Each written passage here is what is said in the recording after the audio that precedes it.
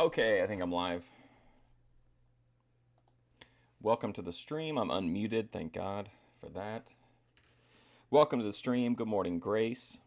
Traveling to meet alcoholic streamers in New York and all that kind of fun stuff. If that's still the plan. I did watch a little bit of, they were on YouTube yesterday, which I was grateful for. And then they promptly deleted the VOD, so I don't know. Or maybe something happened, I don't know. But I went back into... I timestamped a bunch of stuff thinking like, oh, okay, it's on YouTube, so it'll be safe, and then it's all gone. So anyway, I didn't see any notifications from Ruby. I didn't watch the Jedi yesterday. I did watch VP. She had a interesting, really long stream that I was able to clip some of. I think it went well over 12 hours, so some of the stuff toward the end is going to be lost, but that's it. Otherwise, a pretty slow news day. Like I said, I don't know what happened with the Thorpes. I went back in to rewatch it, and it was like gone. And I didn't feel like looking up trying to find the timestamps again on Kick, so I'm just gonna let it go. What's up, Ember? But I will be back tomorrow. Tomorrow is Memphis. Saturday, I don't know for sure whether I want to watch a movie. I've got a movie that I want to watch, but I don't know. I'll figure something out.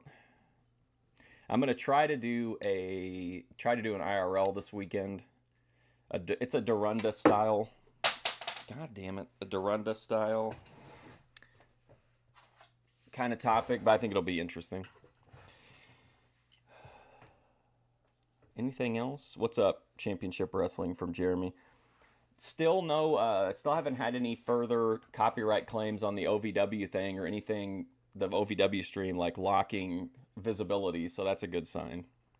I found that a lot of people that are doing that do watch-alongs of wrestling stuff will just they edit out all of the bumpers, you know what I mean? Like the things that come up and have the before and after commercials. It seems like all the people delete those, so maybe that's a big maybe that's something I should look into. But anyway, today we've got George Dorunda is back. Primetime 42. We are probably going to be, oh God, halfway through primetime by the end of this episode. So that's kind of sobering. But this is episode 42. We're still in 1992. Cliff Madru, Reflection, of course, Suffield, and Cinema. George Dorunda is going to bring the Kino. So let's see what that's all about. Oh wow, a 9-second lead-in. I guess on YouTube, some people use 3 minutes or more.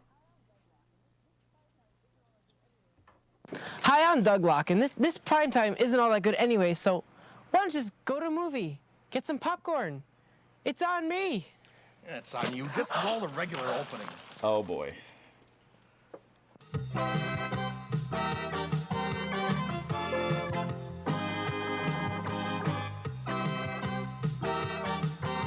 That new guy, man, I don't know.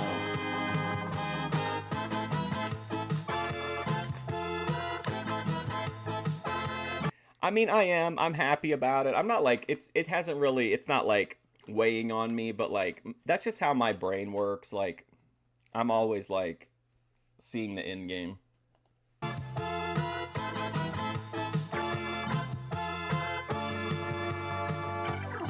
How you doing, Anand?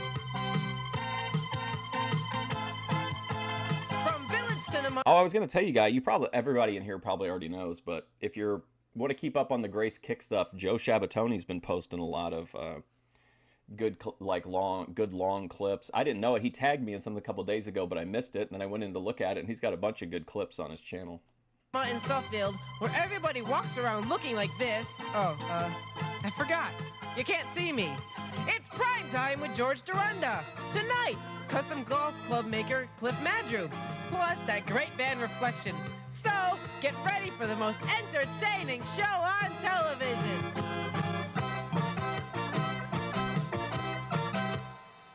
Hi, I'm George Dorunda, and welcome to Primetime. Another Hey, how about those Red entertainers. Sox?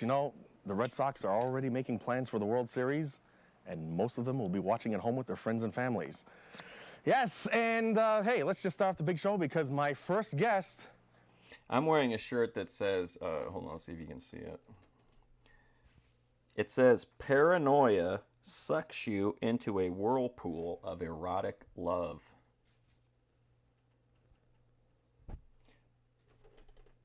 Not as cool as an entertainer shirt, but...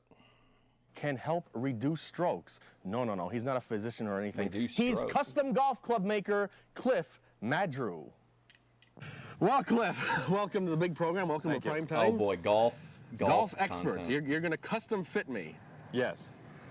And in a discussion we had a little earlier before coming on the show, you told me you couldn't hit a driver. That's right. I can't hit a driver. No matter what you do, I can't hit a driver. Well, we're going to see if we can't get you to hit a driver. You think you can get me to hit a driver? I know I can. Now, how do you start someone when they come to you and they call you up first and they say, fit me with some clubs? I can't play. What I'll usually I'm do... consistently inconsistent. There you go. That's my routine. Yeah. What I usually do is I'm going to find out a little bit about them first. I'm going to find out what their feelings are for the game, what they think of the equipment they're using now, and then what I'll Cliff's do is I'll custom analyze golf. the equipment they're using, and then I'll take what they like and dislike in that set that they're using presently, and I'll try to get some readings off of how they hit and see if we can't fit them with something that'll make them hit a little better. Now, when you come up with this set, you said what they like and don't like. Do you pick out their favorite clubs? Yeah, I usually will take and then analyze in the shop the complete club from grip to the head, and I'll take all kinds of measurements off those, and we'll see what it is about that club that they like and why that other club in their bag they don't like, and there usually is a difference. Now, is the goal to make all the clubs kind of Fair. the same as those clubs that they like? Right, that's the goal of the... There's a big movie yard sale this weekend. A big theater owner in the area died and has a bunch of in theory, somebody told me there's a bunch of DVDs and stuff, but I don't know if I'm going to do a live from that or not. That might be too depressing. club maker is to make every club in the bag Not for me, feel but, the same. You know, it's just in general. The only difference should be is in the length of it, and they should be able to pick up any club in that bag and know that it all feels the same, looks the same Lavender. to them, which means they're going to hit the same. Now, for me, I like my 8-iron. Correct. So you're going to George try is a and golfer, for real? get a set that will all be the same as my 8-iron. To give you that same basic feeling, yes. By taking all the readings off that club, Hey. I'll be able to tell when I make a new set what I should set you up with that'll put you in that same range as your 8-iron. It sounds simple. Look at the Well, size we've of already this. been through a few things before we got on camera. This is like One of the big things we boy. did to start off with you was believe get it? your personal statistics. It sounds simple. Oh my gosh. Oh no, and I muted it too. More ways than one. Dude, he is so heavy, and like his belly is like his upper half is like kind of normal sized, and his stomach is like trying to like balance him and shit. Man, he's like so huge now. He's like, if you go back in my shorts, you can see, or if you look for Kitten Cicero, like he's so little, and now he's like just a huge bulbous cat. So what we initially wanted to do and what we've done with you is get your swing speed, which was roughly... Well, I don't really. I guess I could take like $10, I guess, so $10 or $20 and buy some stuff, but it's gonna be a bunch of people that like. I don't know. It's probably gonna be a bunch of people I don't want to be around, to be honest. between 70 and 75 miles an hour, okay? Which should put you into a flex You're not looking for below anything in the average. shorts. That's fair. There's usually an L flex for ladies, an N flex How you doing, ATF? Do you see the thumbnail? Finally, the Genie was sung thumbnail. for amateur, an R flex for the standard aggressive male, and then there's the extra stiff. And I guess though I could. It's a couple hours after the live that I want to do. I could do that live and then just not do anything for a while. And then I could just go like toward the end of it. Maybe there'll be less people there. there's variations of all these. I'm just giving you the basics. So I'm going to put you into an N flex because of your lower swing speed. Remember I said the average is 80, 85, so I would put them in an R flex. So I'm around 75. Yeah. So we're going to put you On a in good an day. N flex. And what I'm using is frequency precision shafts so that I can get in the higher Frequency range of an N precision flex. shafts. That's how you get Okay, the there's box. different, let's say there's anywhere from 5 to 10 ranges within that. So what I'm going to do is put you on the higher end of that, so you're almost into an R flex or a low Belinda. R flex. Well, kind of. I think I mean, yeah, basically, but we're learning specifically, I think, about how Cliff makes these golf clubs, I believe. Then we measured you with the calculator to see what length driver by measuring your fingertip to ground to get you into an idea of what you should be measured in the length of a driver. wow, he was all dating the clubs her? after that. If you don't use a driver, Wow. you would still use a driver Well, I can't length hit a to start a driver. set. Right. But Maybe we should do an episode toward the end where we look at, like, go through all a bunch of his pictures or something. when you A farewell start to the set of prime clubs, time. I measure you for a driver length. If I'm going to make a 3-wood, each club is consecutively a half-inch shorter. So then I would make your 3-wood a 42-inch instead of 43. A 43 is standard. That's how we measure each club consecutively down. Now, does a 1/4 inch really make a difference? It can make a difference, especially Even though, I mean, in the your way I posture. play, Yeah, but it can make a difference in your posture when you stand. it's only a 1/4 inch. Well, a 1/4 inch can make a difference. It really can. I proved it on myself and other people that a 1/4 inch, you feel the difference. You may not psychologically think you will, but you will feel the difference. You will feel the difference. Then what we did after that was take and get your lie angle, okay, with that same measurement. Lie angle. That's interesting. Sounds like a conversation between Ben, Grace, and Lalo, a lie angle. And we found out that you were at 52 degrees, which is considered flat for a driver length. Most drivers are made at 55, 56, or even 54 for the lie angle, and that's the angle that the shaft comes out of the head. So if you're standing with the club head further away from you, your angle back to you, depending on how you stand, is your lie angle. That shaft can be moved up or be moved down, depending on what's going to fit you. And we found that you should be at a 52, which would be considered about 2 degrees flat, okay? On your drivers. On your irons, we measured you out, and your lie angle was right on standard. So there would be no need. Actually, you were a little bit upright, so we might be able to go upright a little bit and help you get off the toe of the club. You're hitting on the heel of the club on both your driver, on your 3-wood and your, Even though I'm setting up in the middle. correct. We Wow, this found is really in-depth. with our investigation of your swing, we found out that you actually hit off the heel of the wood, and you did the same with your irons. But when we did a test for how you sold the club when you hit, and that was how the bottom of the club sits on the ground as you swing across the ground, we found that you were on the toe of the club on the irons, and you were on the heel of the club on the woods.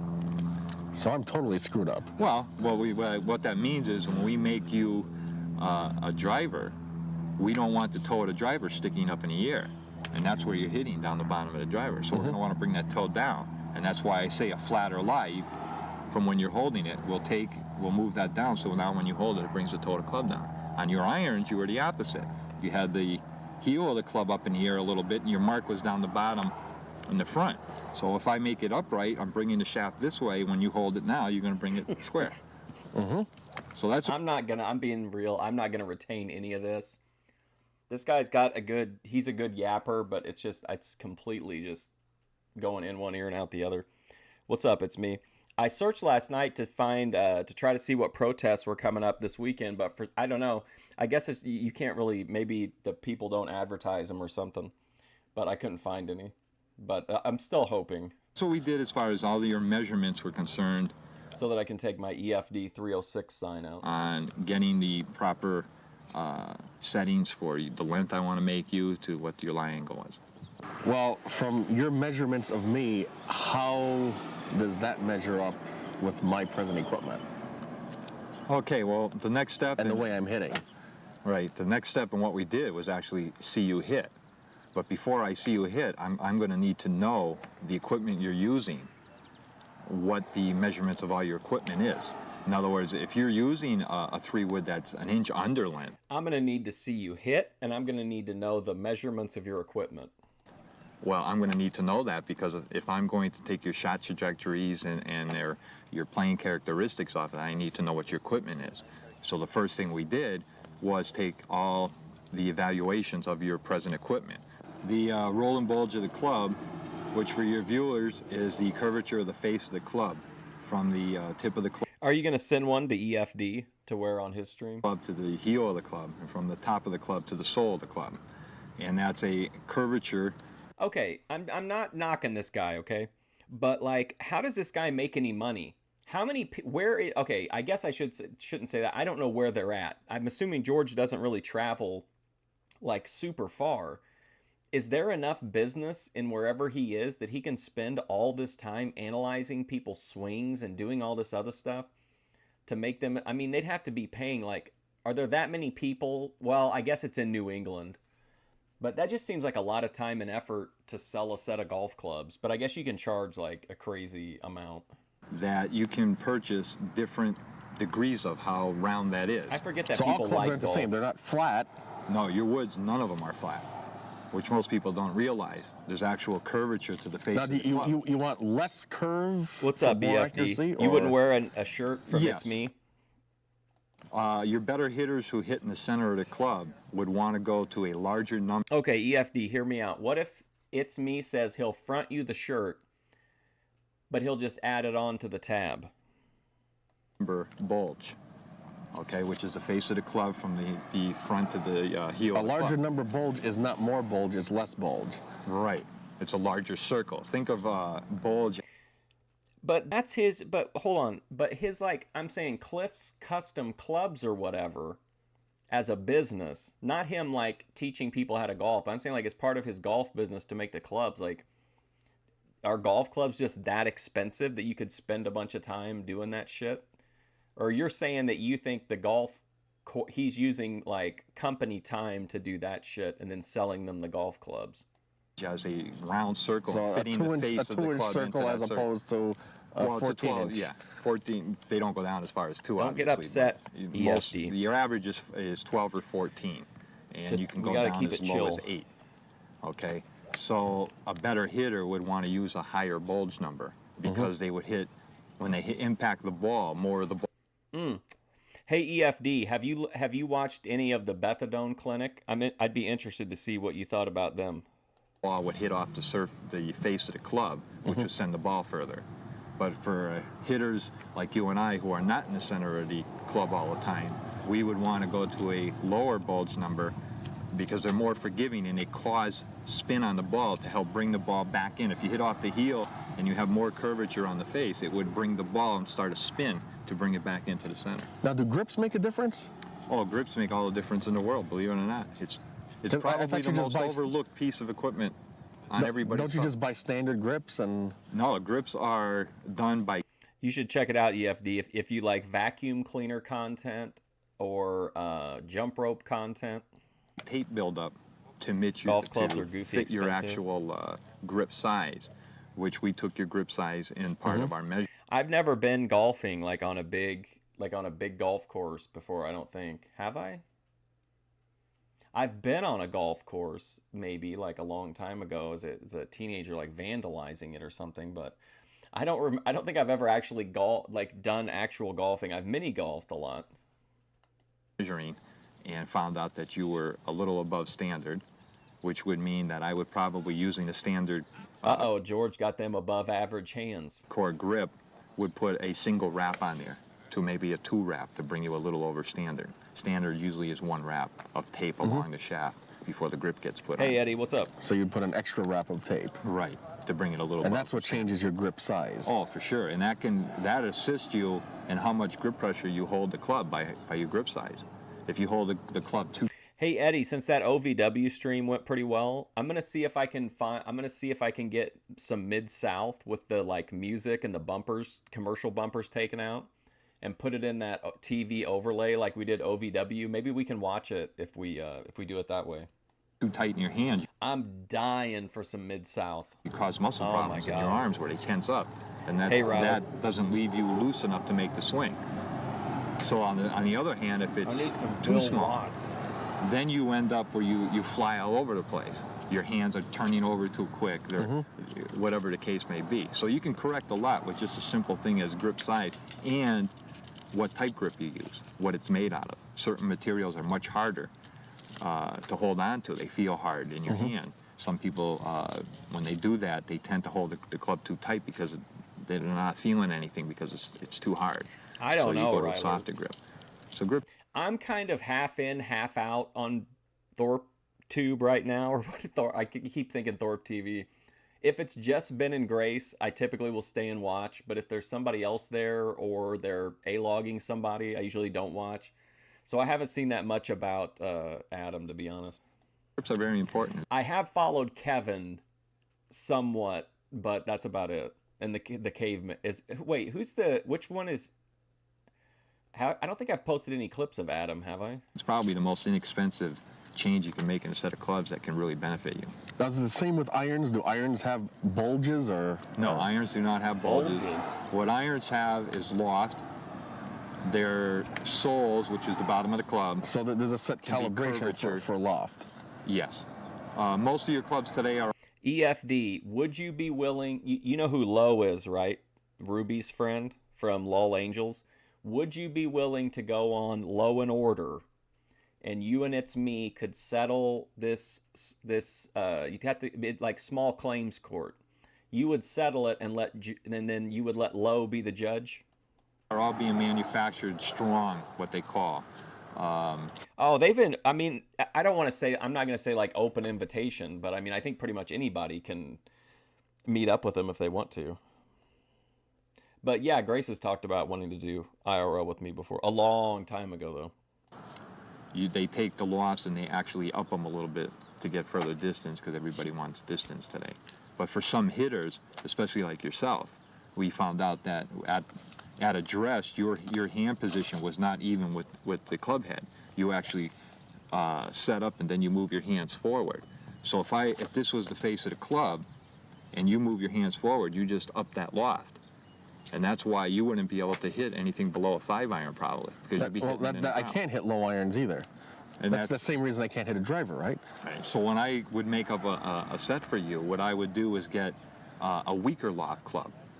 So that instead of being like this and then having you take it like this, I wish Eye for an Eye was still on the air. You guys could go on there and settle this case. you're taking it from here and moving it to here. So then you'll be able to hit your low irons. Because you told me that you have trouble with anything below a 5-iron. Yeah, I rarely hit a 3 or a 2. Never happens. Yeah, because you'd be hitting it in the ground because then you wouldn't have any loft. If you only have 17-degree lofts and you close the face of that club up, That's why I hit those worm burners. that'll do it. When people come to a custom fitter, the reason why they come to guys like myself is that I can hand pick what style head would best fit your different playing abilities. What a time to be alive. We can hand pick head style. I can hit a shaft to hit that to precisely what should be Customizable right shaft. for you. Okay, pick your own head, customizable shaft. And then I can take a grip and get the right size, the right material grip. That can make all the difference in the world. You can't build a house, let's face it, with a single little hammer that puts in tacks. You can. You'd have a hard time. That's foolishness. You're going to need 4 or 5 hammers, all different size, to actually build a house. It's the same with golf equipment. Oh my God, I can't wait, ATF Media. I didn't listen to what the song was. I just saw Genie was sung when I was scrolling, so I grabbed it. But I'm like, I am kind of low-key anxious to see what it is. You know, you can't go in and just have one design head club with Under the one shaft in it boardwalk? and expect to fit 90% of the people. It doesn't work that It's way. going to be run to the That's hills. why custom club building is getting so popular in this country, because people are realizing that it takes more than going in off the shelf and 3 quick measurements to fit somebody. So, Cliff, what is your personal analysis of my game? Okay, after watching you on the driving range, we noticed that your ball went straight, then ended up at a slice. Once it went out about 100 yards, it started to curve right. Once This we is went a on whole to world. the Wow. golf course, though, we found that you actually pushed the ball. Well, I say that, but I have like 2 notebooks full of information about a guy that preaches out of his car in Oceanside, so I really can't say anything about people that are that meticulous about things. Cliff, after you've seen me hit your complete analysis, what are your recommendations for my professional golf EFD, what do you think about there's going to be a mandatory autism registry? What do you think about that?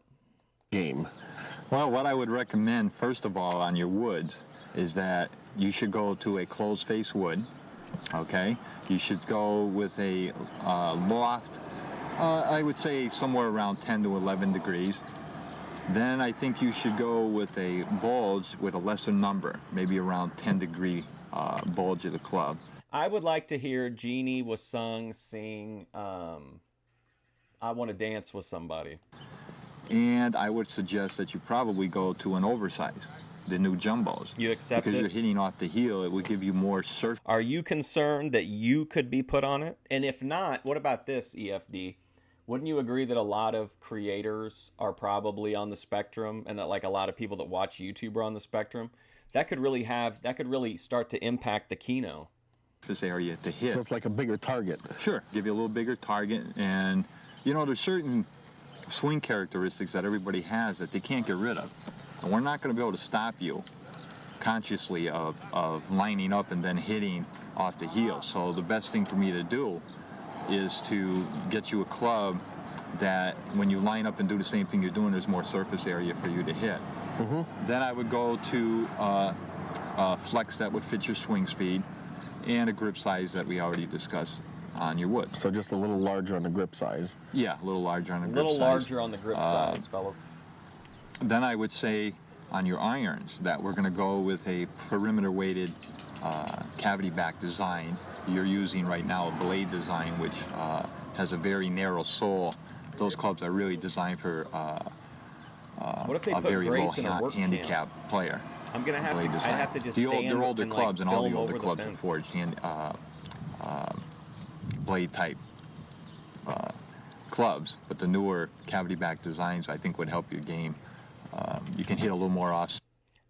Well, now hold on. You think any debts accrue? Well, if the official government stance is going to be the one that RFK has, which is that if you're autistic, you can't go to the bathroom by yourself and you can't pay taxes, then I think the government has to retroactively refund any paid taxes to those individuals. And you're right, they can't. If the government is saying that like you can't function as an adult, then you wouldn't be held accountable for your debts. I did not watch Bert's Easter stream. Bye, EFD. This is nuts. I'm sorry, buddy. I'm not a big golf fan either, but I'm trying to make it through. Center shots and have the ball go straight. So I think on your irons we would do that. And then I would go to a full offset, which is the alignment of the shaft to the Grace will just be out in some cranberry bog with her helmet on. face of the club. And I would go to either slight offset or full offset for you to bring the actual club head back a little bit, because your hands are rushing. And this way your face will impact as your hands go by the ball at a little better alignment. So with these few changes, I should be able to knock several strokes off my game. I would think so. It'll actually make you feel better in swinging the club anyways, just knowing that your equipment's right for you. Now you had a club here that you had me try, and I seem to hit that one okay now. Is that something like the club? Yeah, that's a closed face club, and it's with a shaft that was designed in the low R flex, so it's more flexible than just R. It's actually in the low end of the flex. What? Anon J, you want RFK Jr. to hold up EFD's arm at some sort of ceremony and say EFD $0 at a UFC event. That way me and EFD can be in the front row for the UFC event, and then we'll come up into the cage for the presentation where the debt will be wiped clean. Bert did a tour of his house. I have to check that out. It's on his Easter stream, you said? And it had a grip on there with 2 wraps. So it was close to what you would need, and you saw that you hit in the center of the face, which you haven't done with your other clubs at all.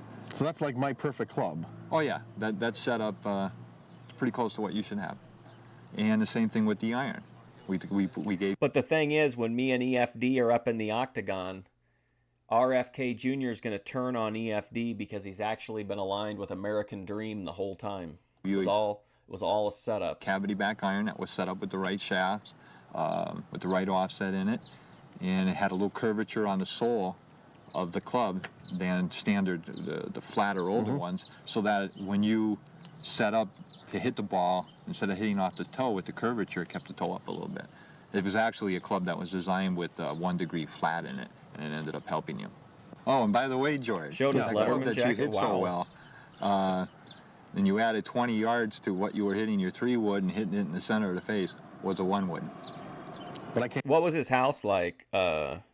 Give crack? Like what? How did it? How was it like meticulously clean or? hit a driver. Well, you hit a driver. You hit the #1 club in the bag that everybody has problems with. You hit it square in the middle and sunk it out there about 200 yards. EFD for real though, okay? Shouldn't American Dream pay the $306 for you because you wouldn't have needed the money if he wouldn't have kicked you out? So don't you think do you think it's fair if American Dream pays at least part of it or no? Hey, that's proving the case. Well, Cliff, thanks for being here, and Thanks for having me on. this certainly has been interesting. Oh, he doesn't now live we're there. going to take this new set of clubs out, and I'll let you know at the end of the season Genie All right. was sung if time. I've beat any more of my friends. I hope you do. All right, hey, stick around. We'll be back with more of the big program right after Let this. me get out the Lubriderm.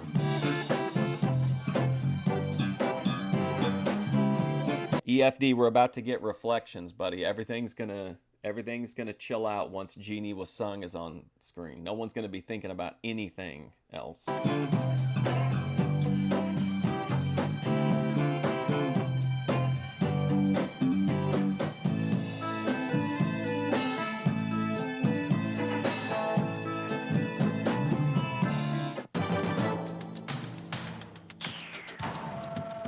Oh, cool. Boo. War on drugs. They lost that one, I think.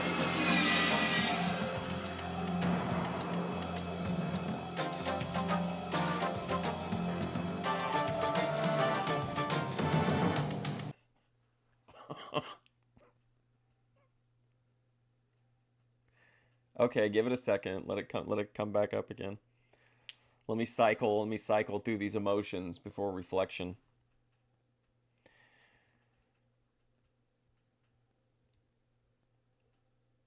All right, here comes the dip. Hang on.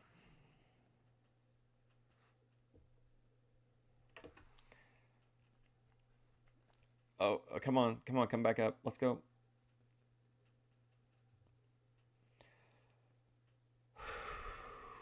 All right, here we go. All right, I think we're back now. Are we back now? Who's gonna A-log me? King TL? Okay, here we go. All right, here's that great band, Reflection.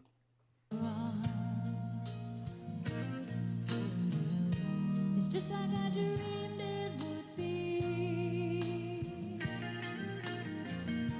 I feel like I'm frozen in time. You're the only one I can see. Hey, I've looked all my life for you. Oh my God. Now you're here. Hey, I've spent all my life with you.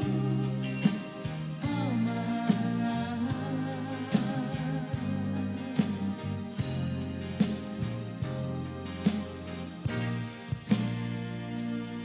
Wow, look at that. Look at the dance move.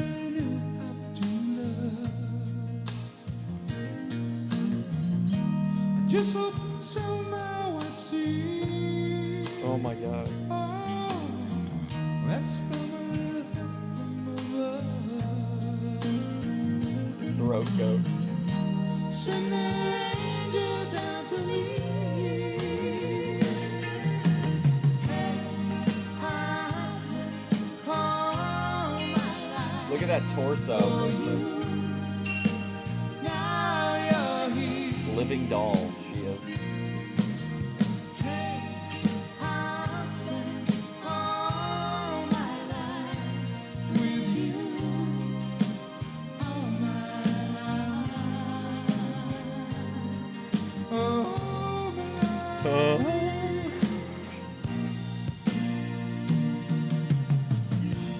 Never thought that I could feel love so tender. Never thought I could let those feelings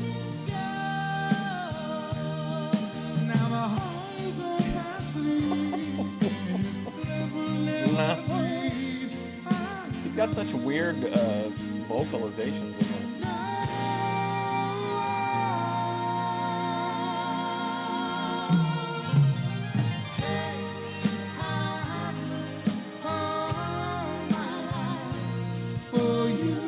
Look at Jeannie with songs.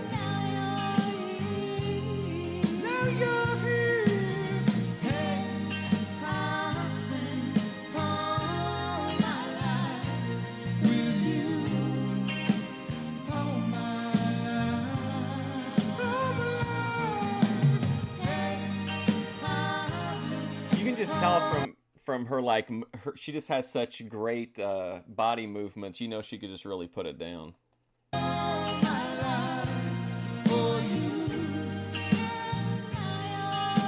Remember when he did that absolutely miserable cover of I Don't Know Much?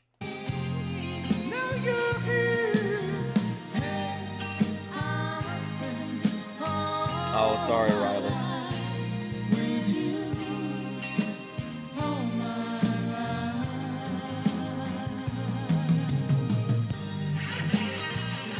They haven't even showed this jackass with the weird hair.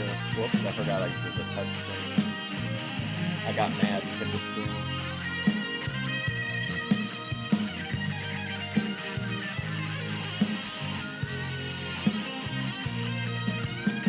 Getting creepy.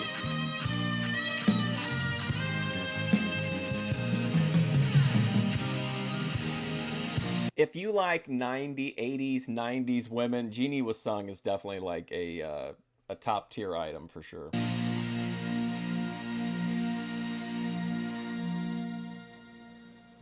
Well, I don't know why you'd want any more show than this, but we've got plenty left.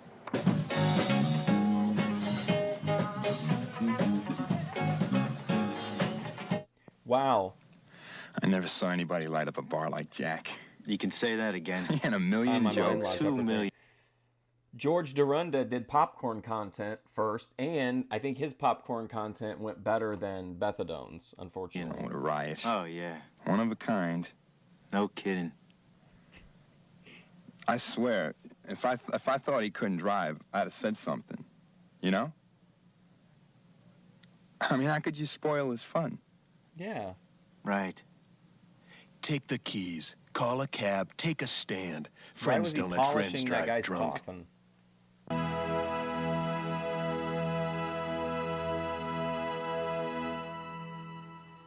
We've been sitting here listening to George Oh, Dorunda and boy, the this Entertainers, guy. and we've noticed that the baseball diamond located to our left, that George's band is set up on the right field line, and we all agree that usually George is out in left field. Is that Cheryl and Finn? Well, folks, I certainly hope you've enjoyed this experimental broadcast at home. Good night, everyone.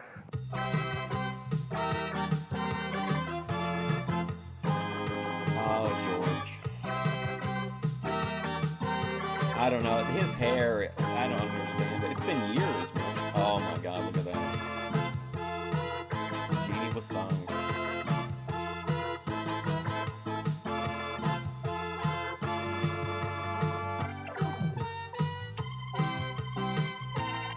ATF Media, it's like on wrestling when they're like, hey folks, come back, we got more action. And then when you get back, it's like, well, Dave, what happened today? And he just recaps it and then the show ends.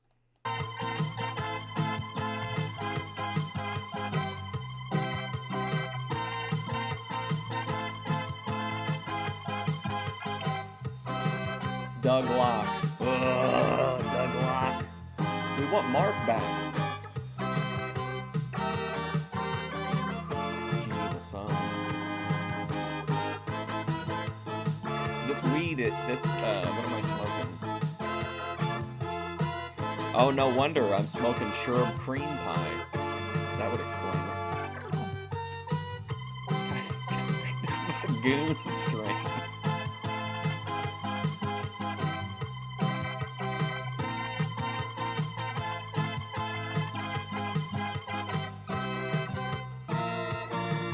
Hey, would you guys like a live if I did a IRL live at a Civil War museum?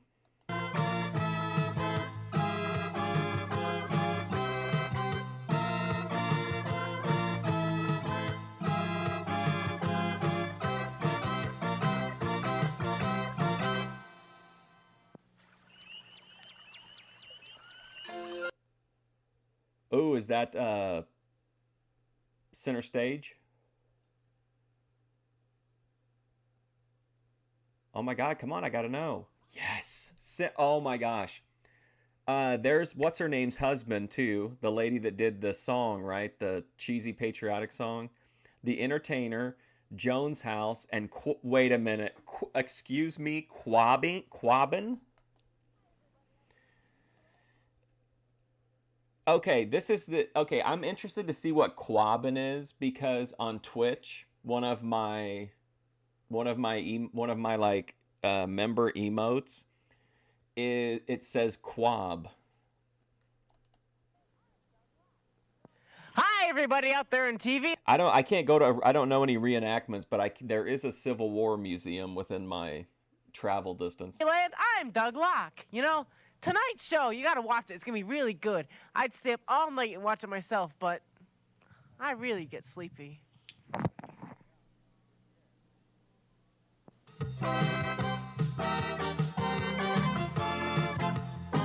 Quabbin is a big reservoir.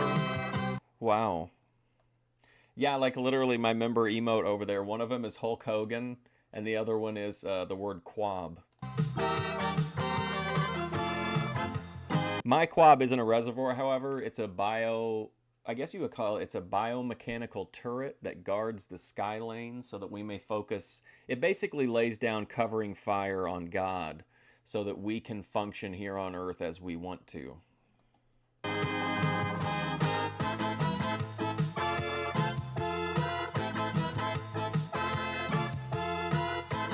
Me and the Mexican cartel, that'd probably be pretty keno. I think I would get along with them. I don't judge. I'm pretty chill. From Quabbin Reservoir in where? Son of a bitch. It's Prime Time with George Dorunda. Tonight, artist and creator of the Mantle Project, Dave Barcelo, the musical group Center Stage, plus the entertainers. So get ready for the most entertaining show on television.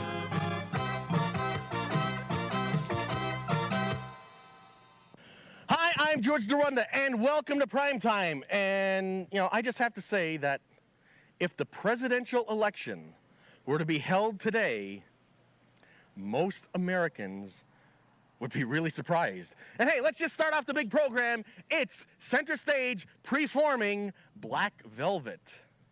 No. Hold on. Listen, legitimately, okay, this could be one of those kind of performances. Black Velvet with Center Stage. I gotta just take a minute to prep for this. I gotta be ready. All right, here we go. Are you ready?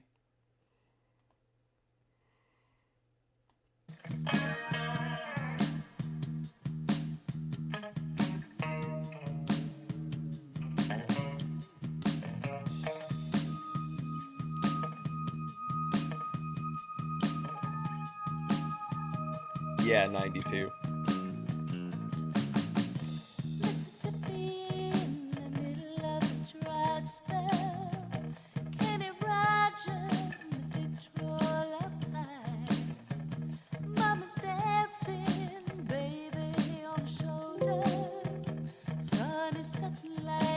Oh my God.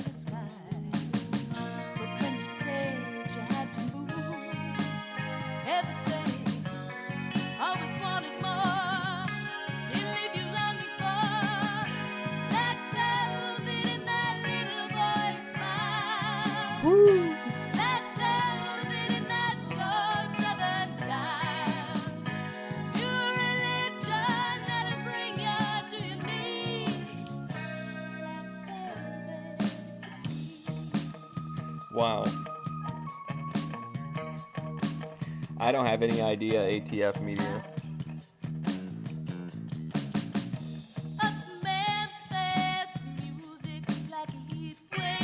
Can you imagine if this was your wedding?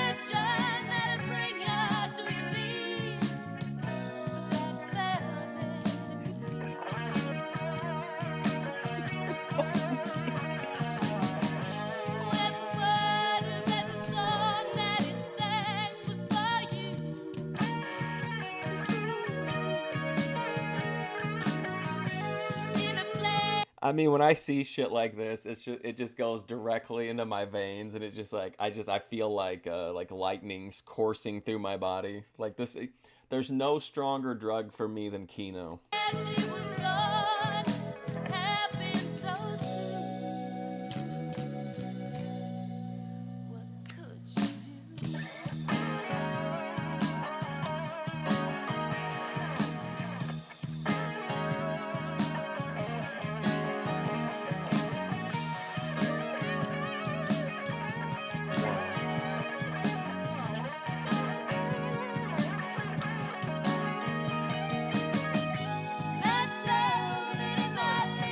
Well, or they should at least be forced to watch it every Thursday.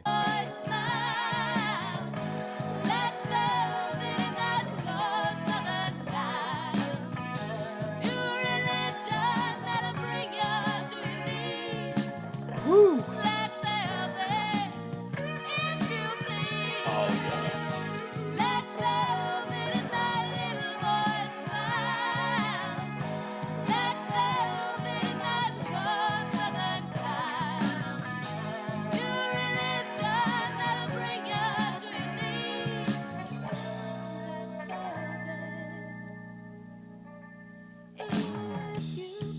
Wow, look at that camera awareness.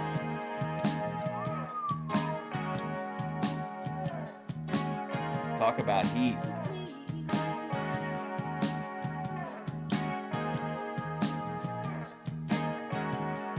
Dude, she's so like...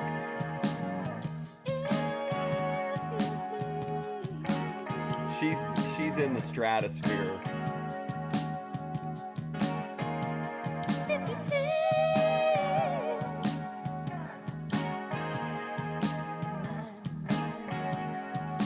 ATF media, can you admit like that the level of self-confidence on display is just, it's so incredible to watch. Don't you think so?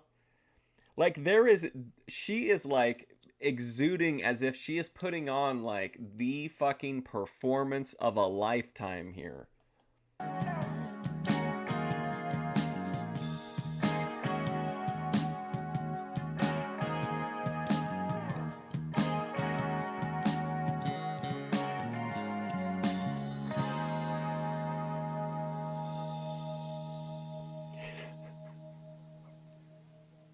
Yes, that was Center Stage performing Black Velvet. And hey, when we return, we're going to be looking... Okay, is it better though? Are people like Center Stage? Do they experience a better version of life because they're able to feel, even in moments where she's just performing to an empty room, but like she's filled with like such a like level of like self-confidence and self like fulfillment from that, you know what I mean? Whereas a lot of us would be like super nervous and be like, oh my God, this is so cringe or whatever. Like, are they getting the better shake out of life being delusionally like unaware? If that's how you view it, I mean. At the top secret mental project. Stick around, it's here on Primetime. What a performance.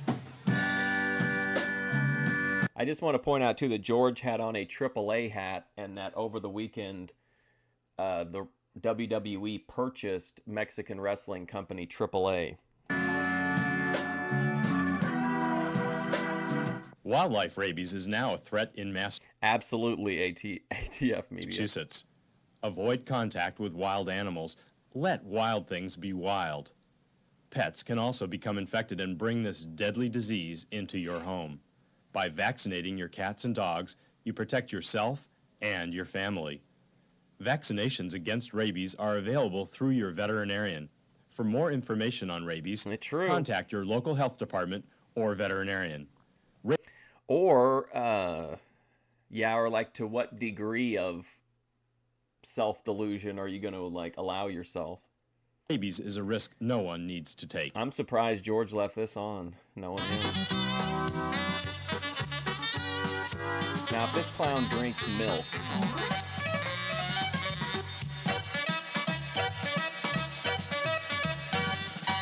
Welcome back to Primetime, and my next guest is a unique and innovative artist, and his most recent installation, called The Mantle Project, salutes Mickey Mantle's 536 home runs. That is, unless you work for the Chicopee Herald, and then it's 563. Hey, let's meet artist. You've watched a Triple Mania. It was one of the worst shows you've ever seen. I don't really keep up on it other than like if somebody new comes up to one of the American companies, I might go back and watch some of their stuff. But I did see that as soon as they bought it, like within 48 hours or something, they fired Alberto Del Patron or whatever, Alberto Del Rio. Dave Barcelo. Get ready Dave, for I'm welcome ready. to the big program. Thank you, George. Glad to be Boy, here. look at this non-musical motherfucker appearance here. here on Primetime. Looked like he Absolutely. coming off the bench You've for the been Indiana performing with a few Pacers of in the groups that I've seen on the 1991. program. Yes, a few I don't want to mention. A few I do want to mention. And let's see, artwork. I've been to a number of your art shows, and every one is unique, and other words that I couldn't even begin to think of. Unusual is a good word. too. Unusual. Unusual. Unusual, unique. Yes. We have another artifact from one of your previous shows here in front of us. Yeah, my last show at Springfield Technical Community College. Remember, George? I couldn't believe they let him win that big.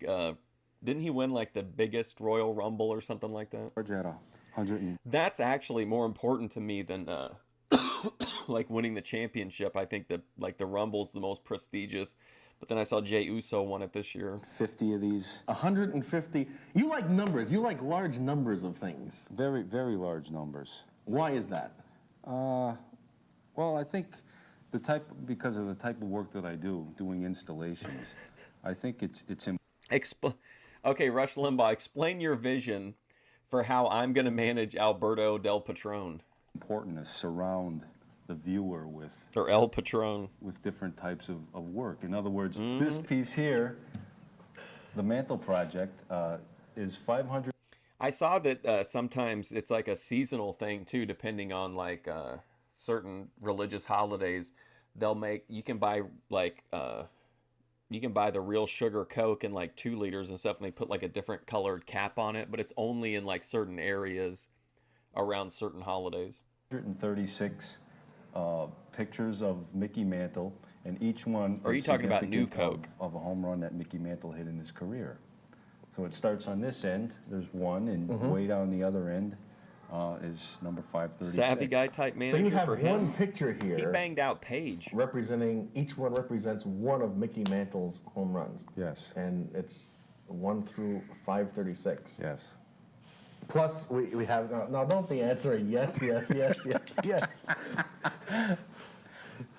Yes, this section over here. You have another section over here. We have a section here. I think I would be better as like a more of a patriotic manager. With I believe it's 18 additional. 18 of the additional home Godwins. runs. Mantle hit 18 World Series home runs. Let's He see has that the hair, buddy. Record for Looking World like Series home Detlef runs. Shrimp. Each piece of artwork here has a ticket. Right. Now, who designed the ticket? What is? The ticket, George. Well, I have to thank you for helping me with that idea. George graciously came up with the idea of not just numbering these. Okay, and so Dave Barcelou is married to, was it Debbie Barcelou or something like that? And she sang that terrible, wonderful, perfect, patriotic Desert Storm song a few months ago. Pieces here. He said, "Why don't we try to design New a Coke sucked. ticket, big something time. that resembles a baseball ticket, Tastes like Big K. and do it that way." And I think George's idea was great. It really makes a difference. It adds an extra dimension to the work. Now, Dave, how did you initially Irony. come up with the design of the picture? Well, this image here of Mickey Mantle is from his 1953 Topps card. What I did was combine this image with an illustration of a baseball and then Mickey Mantle's Oh, yeah, I like autograph, Vanilla and Coke, I combined the 3 images together. Then I added in this pattern of dots in in the background here. Oh boy, And this then I guy had it, sucks. taken to a commercial printer who So this guy took somebody's image, put some garbage on it, and then now he sells it as his own art. So this guy was basically the original AI artist. who Printed some 536 of 36, these. and that's the Mantle Project. So when you use large numbers of pictures or large numbers of T-shirts, you actually want the viewer to feel that they're right within the artwork. Well, I like to try to create an environment. The T-shirt exhibition was in a much smaller gallery, so it was almost, you were surrounded by the T-shirts. And had T-shirts hanging from the ceilings, hanging from the walls. So when you walked into the gallery, you were literally surrounded by these T-shirts. Welcome back, it's me. This I is gotta a much switch larger strains, space, though, for real. so This cream pie is outlandish. the show was able to breathe a little bit easier. And I don't think this particular show would have worked as well in a smaller gallery. It really, because there's 536 images, it needed a larger gallery to. Now, 536 home runs in a baseball career. Do you think the athletes of years past were better athletes than the weenies we have out there today? I mean, today they've shortened the fences in the parks. They're playing indoor.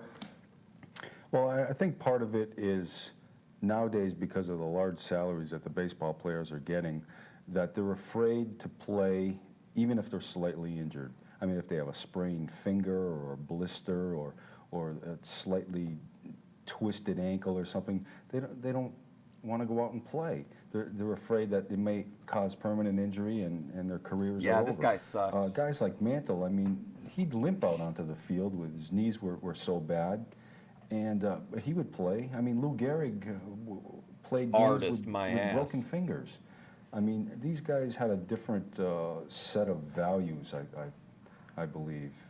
Mantle, he played for the love of the game. A lot of. What kind of people just take somebody else's work and then transform it slightly and try to pass it off as a new product? I mean, come on. A lot of people did. Ruth Gehrig, Joe DiMaggio, Hank Aaron, Willie Mays, all of these guys, they just come from a different era of ball player. They played baseball for a small amount of money compared to today's baseball players, and they play whether they're healthy or injured. It didn't make any difference to them. They just really love to play baseball. Do you think that they should really have this designated hitter? Oh boy, let's get political, George. Designated hitter at all. I really would like to. I'd like to see Roger Clemens get up and hit. I'd like to see Tim Leary and even some of the relief pitchers. I mean, Jeff Reardon is a celebrity now because he broke Raleigh Finger's save record. I'd like to see Jeff Reardon get up and hit a few once in a while. And that could definitely change the game if some of these guys had to step up to the plate. Changes the strategy of the game. If Jeff Reardon was a relief pitcher and he also had to hit, I don't think he would have broken the record so far for saves, because it would have changed the whole structure, the whole strategy of the way the game is played. Why Mantle? There have been other home run kings. Yeah, well, first of all, Mantle is a Yankee, and I've been a lifelong I own a Yankees hat, fan. George. And I think I just normally just bring back Mike Chetty. Gravitated towards Mantle. Babe Ruth, I mean, he's so well known that I think if I had done 714 home runs of Babe Ruth, I don't think it would have the same impact as Mantle. You need a bigger gallery for one thing. Yeah, that's true. I mean, this one just fit perfectly in here, but who knows? Maybe sometime in the future, Babe Ruth, Hank Aaron, Willie Mays. Well, this guy there's sucks. Unlimited possibility. There's so many great athletes in all sports that there's possibilities for doing other things. So, Dave, what's going to be the next big project? I think I don't know. I have no idea. I haven't even thought about it. What a surprise! What an artist to do from the this guy's point a fraud. conceiving this of the fraud off idea, the to screen, George. coming up with the artwork and taking it to the printer and everything else. I think I just need a break for a while. I'll probably just concentrate on doing some Dave paintings and drawings for a Barcelo. while, and I'll put the installations on hold for a year or two. Until you come up with your next brainstorm. Yeah, but you never know. Maybe it'll come up sooner. But I think I'm just going to take I think this short guy is maybe even worse than, remember that like insufferable opera singer? That guy was bad. This guy might be even worse. break from this particular type of show. And I mean, I've got enough T-shirts and pictures of Mickey Mantle. I bet you do. Last me have for the enough rest of of my them. life. Well, Dave, thanks for being on the show and having us up here to your Are you serious? your art exhibit, and I can't wait for the next show that you're gonna have, because I'm sure it'll be All right, I screenshotted that and on Jay, I'll look it up. another unusual event. Absolutely. I don't know what it's going to be, but you'll be the first one to know about it. I'll be the only critic who views it solely to see it through the lens of, what was this guy's name? Mark Barcelo? And hey, stay tuned. We'll be back with more fun on the big program right after this.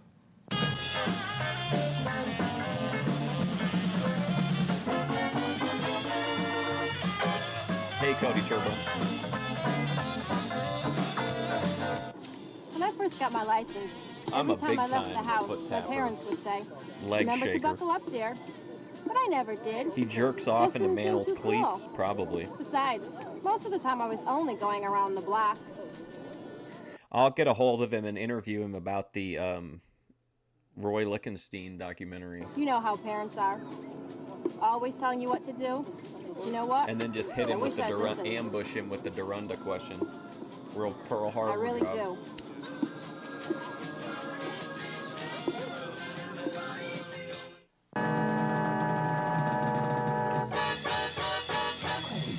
Yes, welcome back to the big program. And we've had a tough shooting season, real tough, so many days of rain. And what do you do on a rainy afternoon when you have a van load of equipment and nothing to shoot? Well, we spent the day looking for Joan Crawford's house and people with pretzels.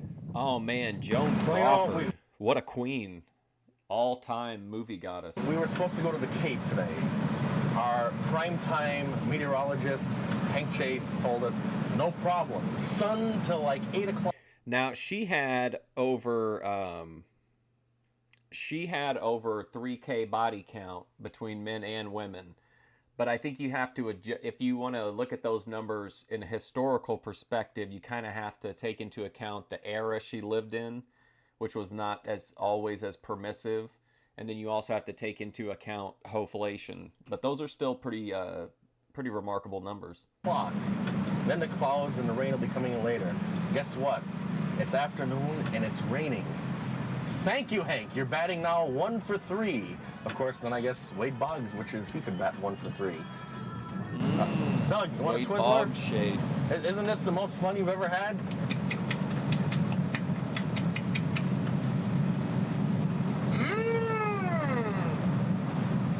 Hi, did you buy pretzels today? Buy what? Pretzels? Did you buy pretzels today? No, You didn't buy any pretzels? no, I did not. Don't you like pretzels? Now this is my kind of content right here. She was just giving it away. She was a really interesting person. I've read a couple books about her. Yes, I love it. Then why didn't you buy any pretzels today? Bought other chips. You bought chips. You know, because we have pretzels here. You know, we have 3 pounds of pretzels. Donuts. Donuts! Can we see the donuts? Yeah, right here. Can I see your groceries, ma'am? Oh, those Oh, look like wow. those big jumbo-sized donuts. Yes. Oh, you should have shut off your alarm first. Oh boy. Watch it, the police are coming. They're in a funky way. In a funky way. Oh, I'll have to remember that. my God. We are getting actual, real, undeniable IRL content. Just legit, straight up IRL content from George Dorunda. Like, come on. Time I talked to the youth of America in a funky way. The youth of America, disturbingly refreshing, isn't it? Not. George Dorunda's he's got a van full of equipment and nothing to film, so he's just going to invent IRL. Hi, can you tell me how to get to Suffield? Suffield, Connecticut? Suffield, Connecticut. It's that way. It's that right up. Do you have any? See, he's the originator of my approach, where I'm like, do you have any fruit recommendations? This road, it's that way. As far as I know. How far is it? It's probably just go down the street. Mildly inconveniencing people. Do you know where Joan Crawford's house is? Because I heard it's in Suffield. We were trying to find it. Is this the world's largest McDonald's? Hi, do you have pretzels? No. You didn't buy any pretzels? No. What's your favorite food that you bought? Steak. Steak! I like steak. Are we invited over for supper? No, I don't think so. Damn, we missed another one. Is that gigantic Yeah. 3-liter Oh, bottle my of soda? God. 2 liters. 2 liters. No pretzels to go with the soda? No, not today. Let me block you in. Would you like some pretzels? No, thank you. We have the big 3-pound variety. No, thank you. This is memorable. So we finally made it. This is Joan Crawford's garage, and her house is just behind the bushes here. Of course, all these big signs, no trespassing, but let's see if she's home. Joan! Hey, Joan! Joan! George. George. Yeah, Doug? George, she's dead. She's dead. Yeah. Oh, yeah, that's right. She died at the end of that picture. The question of the night is, pretzels. why did we do that? Go looking for Joan Crawford's house. We have no idea, but it was fun. Hey, stick around. We've got more of the big program when we continue right after this. Actually, to be honest, I've kind of been wanting to go out to the mall and get a pretzel lately. I think it's just because I've really really upped my weed usage lately, and I'm like, my brain is really wanting I think we have like an Auntie Anne maybe at the mall.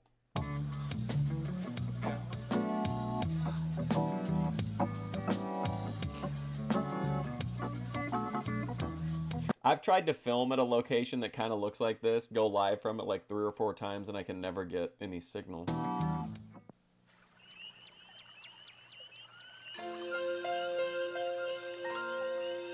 The animals in the forest. What's wrong with a pretzel? If they could talk, what would they say? They might say, be careful with fire in the forest. Just like Smokey says, only you can prevent Oh, you mean forest like you don't fires. like just the standard retail pretzels? I gotta hurry so I can get high during this commercial. Well, I like them with marinara sauce.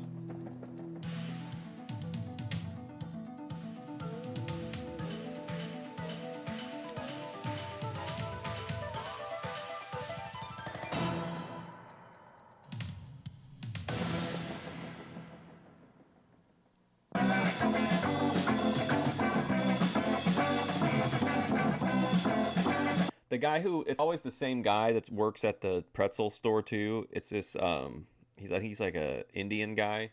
He seems pretty friendly. I don't know how much he would reveal about the inner workings of the pretzel business. Yes, see, we found Joan Crawford's house. And if you'd like us to find your house, all you have to do is drop us a line here at Primetime. We'll be glad to accommodate you.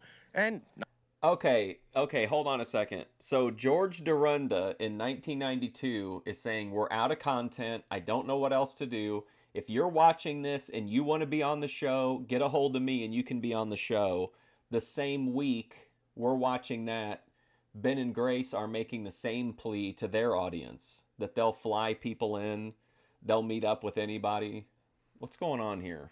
now it's the best part of the program. It's me and my very own entertainers here to perform. Oh, he admitted it. Teach Me Tonight.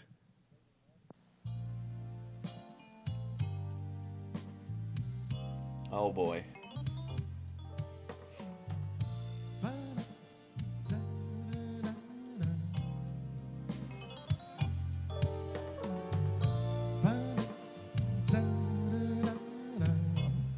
Did you say I've got a lot No, that's not true, Ryler.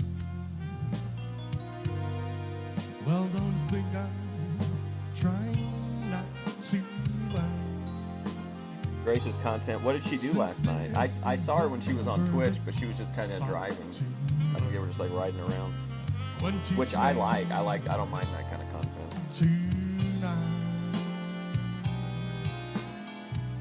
starting with the ABC of it. Watching people shop at Walmart.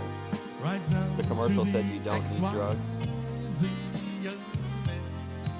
I think that's true. I mean, you could like do something, I guess, some activities that you really liked, but I don't think you could do them enough to keep up with like the high that drugs could give you. I mean, you can only like, or I guess if you were like for Hormax, or instead of doing drugs, you would like lift weights and blast off, but you can only blast off for so long before you're crossed over into the ghost zone. And then, I mean, what are you doing? Then you're risking physical, maybe permanent physical damage instead of just doing drugs. When teach me to Grace just really I think has a way of kind of disarming people to where they'll talk to her. I just think she'd be really good at IRL. She just doesn't talk to enough people. if a shooting star goes by, I'll use that star to write I love you 1,000 times across the sky. One thing isn't very clear, my love. Should the teacher stand so near, my love? Graduation's almost here, my love. When teach me to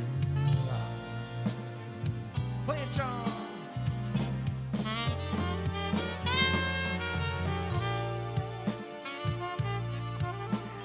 This shot always cracks me up. It's just so bizarre to me.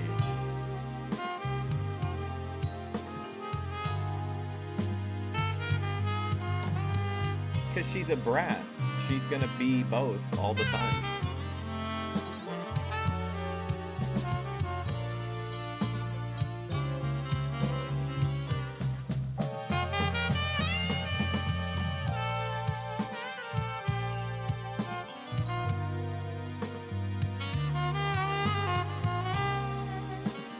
So their deal was that if you didn't need drugs to get high, that you could come and shoot guns and engage in international warfare to feel good, I guess. You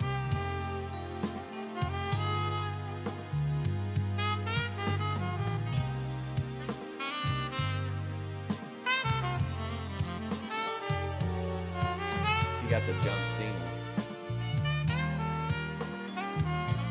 This is so relaxing. The sky is a blackboard high above me. If a shooting star goes by, I'll use that star to write I love you 1,000 times across the sky. One thing isn't very clear, my life. Should the Man, teacher that guy stand is barely so alive. graduation's almost here, my life. When teach me. Remember I was complaining last week that I had like a bunch of maintenance strains, but I had no like power strains. Now I'm in like the complete opposite situation.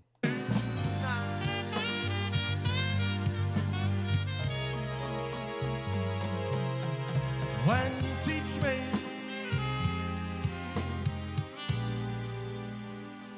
tonight.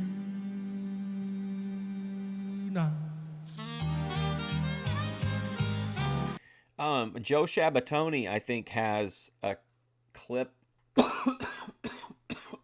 Sorry, I'm assuming that's what the red dress casino thing is, but he's got a clip up, I know.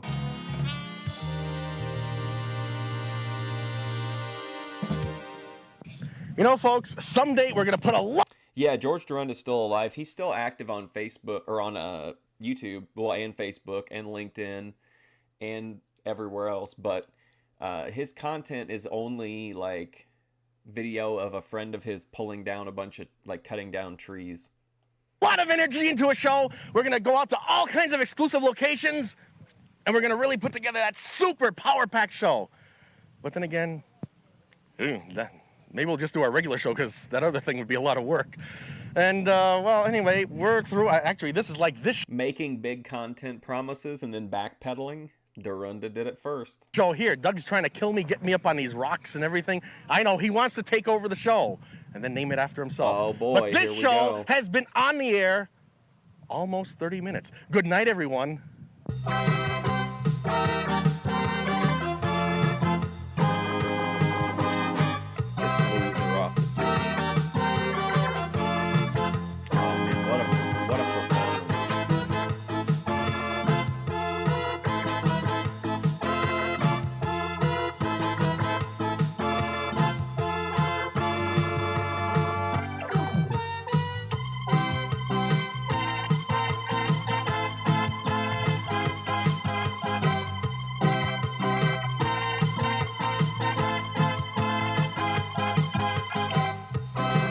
Probably a really old site.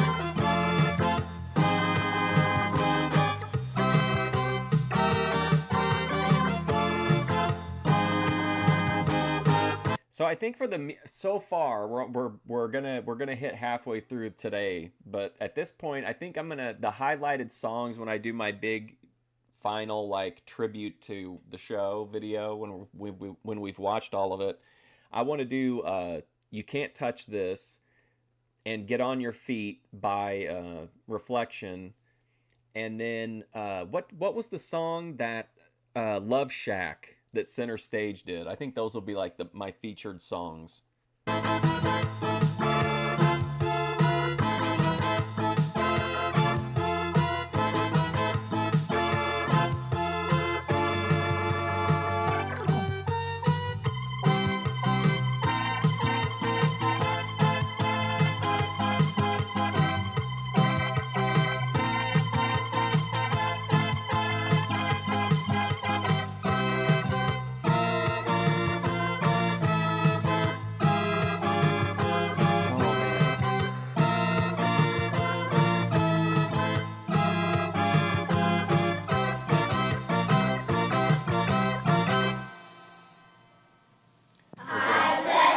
We're getting so close to the halfway point.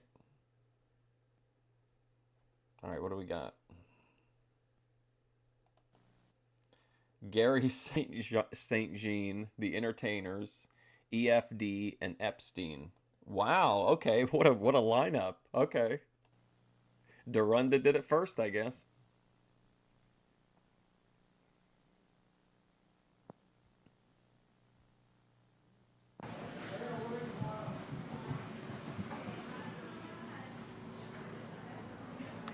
Good evening.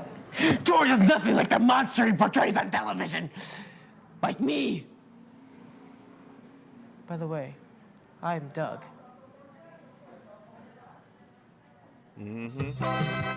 What a... Bring back Mark.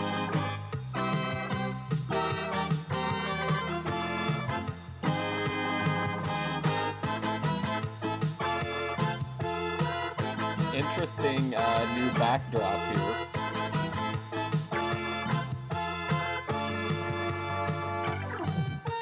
From Epstein Furniture, absolutely no baked potatoes before 5 p.m. It's Prime Time with George Dorunda. Tonight, head coach of the Sacramento Kings, Gary St. Jean, EFO, the Eddie Foreman Orchestra, plus... Oh, man. Remember, he was on, like, episode 1 or 2. It was on the it was, like, one of the first few episodes, because I remember it on the very first episode we watched. Entertainers. So get ready for the most entertaining show on television.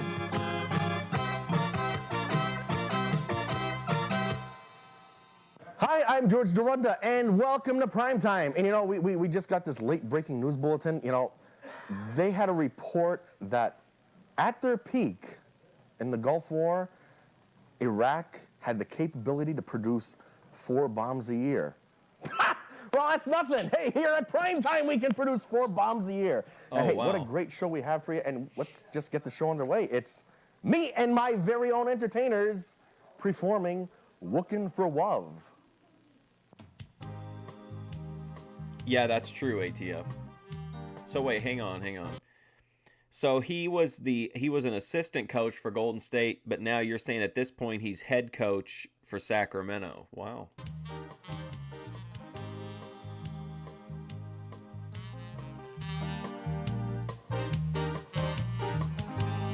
I spent a lifetime looking for you. Singing bars and good time lovers, never true. Playing a fool's game, hoping to win. Sharing those. I still need to do music content at some point to honor all of my favorites. Looking for love in all the wrong places. Looking for love. This is definitely a repeat for sure. Searching her eyes, looking for traces. I think this is a three-peat. I'm dreaming of, hoping to find a friend, and I love her. Why bless the day I discovered another love. Looking for love. I was alone then. 4 bomb clause. Inside. This is I did the everything one for sure. I could to get me through the night.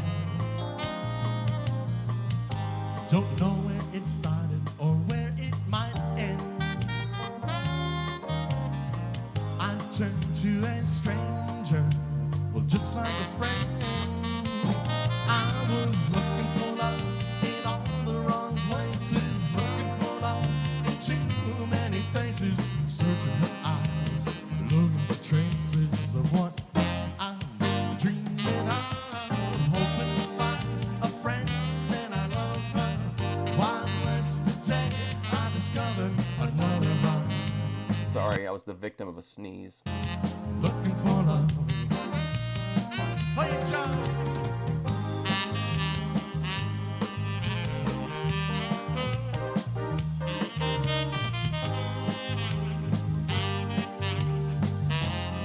You have to be far enough back that you can't be too accurate with a tomato.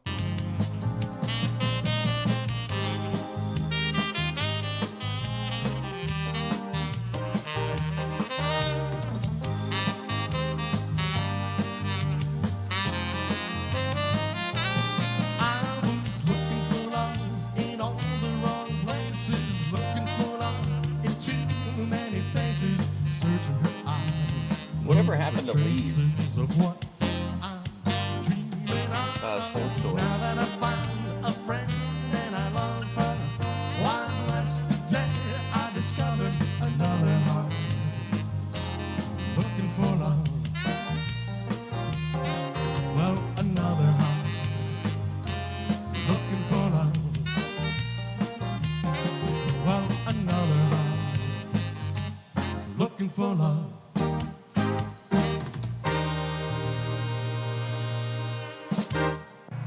Yes, the entertainers and Wookin' for Love. And what was wrong with Doug earlier? And what was that thing he had on his head? Hey, I don't know if you could ask for much more entertainment than we have for you right here tonight on free television, but there's more where that came from. And when we return, it's the Sacramento Kings head coach, Gary St. Jean. Do I think hairless goblins poured out of the local abandoned mines when they heard that swan song? Yes. This blue represents pride and determination. The red, the courage and sacrifice shown by those few who knew what it was to stand alone. The white, honor and integrity. The same could be said for this red, white, and blue. Is it any wonder so few can wear it?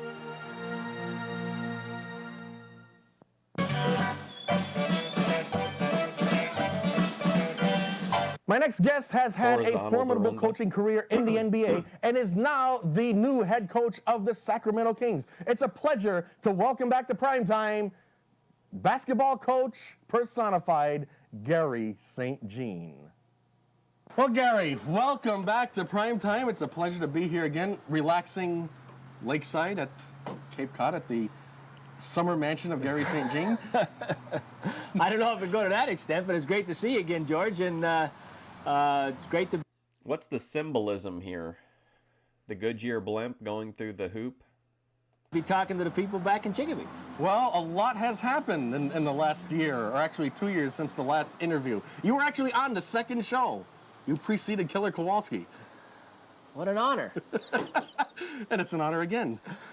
Yeah, we're really excited about what's happened with our lives and really looking forward to this coming NBA season, the challenge of becoming a head coach in the NBA, and our family's very excited about it. And it's just been terrific hearing from so many friends back in Western Mass and my family. And to be truthful and honest with you, I was very happy with what I was doing before.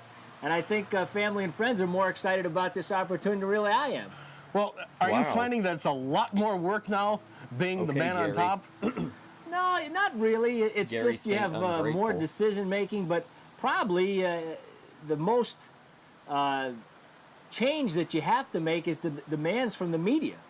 Talking to the papers and the radio and the TV all over the country, it's much more time consuming that way. You're more of a behind the scenes guy as an assistant coach, and when you become the head guy, then maybe a few more people want to talk to you. You become the spokesperson. By and large, that's what it is. And when you're winning, you're a hero. And when you're well, we won't even talk about that, right? We're going to have a perfect season. The greatness of this is that we're still undefeated at this point. We're very excited about that, and that's what I tell everybody. And we're just thrilled that this is going to take place. And ATF Media, who would have been playing there at that time? Was that like the Chris Webber? Who would have been like their main guy? to be honest with you, it's there's pressure involved, but it's pressure that I've wanted, and I really am excited about the challenge of doing this. I haven't been a head coach since my days at Chicopee High School. It's been 12 years as an assistant, and we've had a very successful summer camp out in Sacramento and then in Salt Lake. Got to work with our first-round pick there, and of course, I've had great years the past 4 years with the Warriors, and I've been with Don Nelson 10 out of my 12 years, and so I feel like my... Do you think this guy ever DP'd a chick with Chris Mullen while he was an assistant coach for Golden State? time has come, and I'm ready for it and really excited about the challenge. You get to test your strategies.